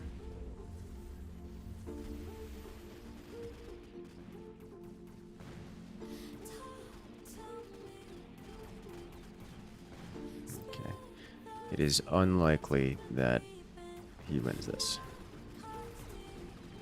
It's possible. Oh no. Come on. Oh, come on! One Mustang lived. Alright, alright. Vulcan's Descent. Let's bring this back way over here.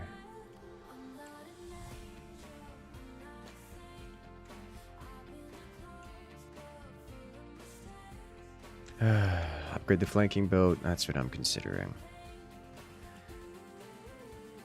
Honestly, armor enhancement on these guys should help a lot. This is, the Mustangs are the problem.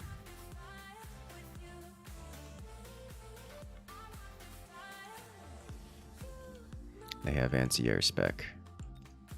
I think what we do is Stormcaller, and we put them over here, where they will take a long time to die.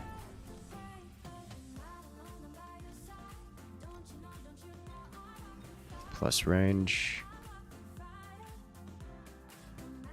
HP, more hacker. I don't think so. I don't think that's the call. Let's put these guys right here, because that should be a beautiful missile once they dive for the base. Okay. And we have bonus Vulcan coming in late. Oh god, the frame rate. It's chunking so hard. You know, Photon really doesn't help us that much. Like, it does well with our balls, but that's about it. Oh no. My dudes didn't move fast enough. The Mustangs got on top of them. Well, that's bad. That actually just changes everything. Oh, that Vulcan doesn't get converted. Oh, it probably will. The question is whether or not we die for it. Okay, it got killed, which is good. Alright, armor boat. Great work. Oof. This is very close. Acid blast attack. We'll take attack here. Let's see, incendiary.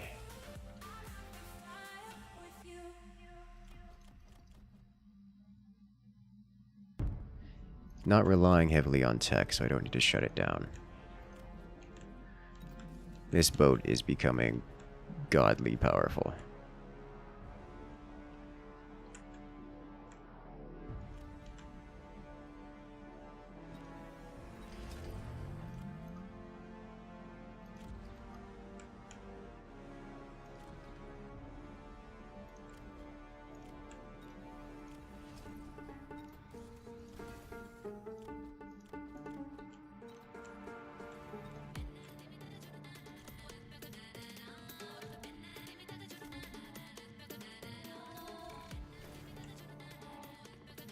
missile this again.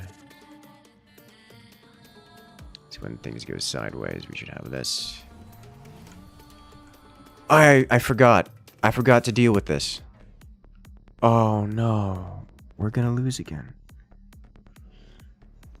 I was like, what am I forgetting? What am I forgetting? It's this. I didn't stop him from doing this. Although, he sold this off. So now these will actually get in front. He's got a boat from behind. Is that a big problem for me? I doubt it. It's not a small problem. Okay, we have an absolute hellscape in between our forces now. Scorched earth in the very literal sense. This boat is just immune to damage, it would seem, which is nice.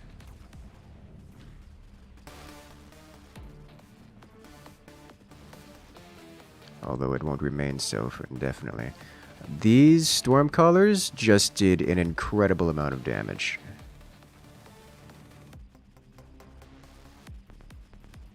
That is a lot of burn. Although I'm still pretty certain it's lethal on the board. Yep, that's it. Ah! I should have had that. I would have won that if I did not mess up the... I completely forgot about that side. Oh no. How did I mess that up? I'm a disappointment to myself. I should have seen that one coming. That's, you know, that's on me, and there's no other way to put it. Well, if you guys like this kind of content, especially the bits where I mess it all up, make sure to hit that subscribe button. If you can't find it, that's because it's on YouTube, where you can subscribe for free. Favorite kind of game in here. Alright. Ladies and gentlemen, it has been a great live stream. I look forward to joining you guys next time. But this time, I have places to be today, so I'm going to have to sign out for the moment. As always, you have more content coming out soon, more Forts Pro League, as well as more bedtime stories, which I'm enjoying making those quite a lot. But for now, that is going to be it for me, as we're going to send you guys off to another Mechabellum creator here. But for now, have a good night, everyone. See you guys later.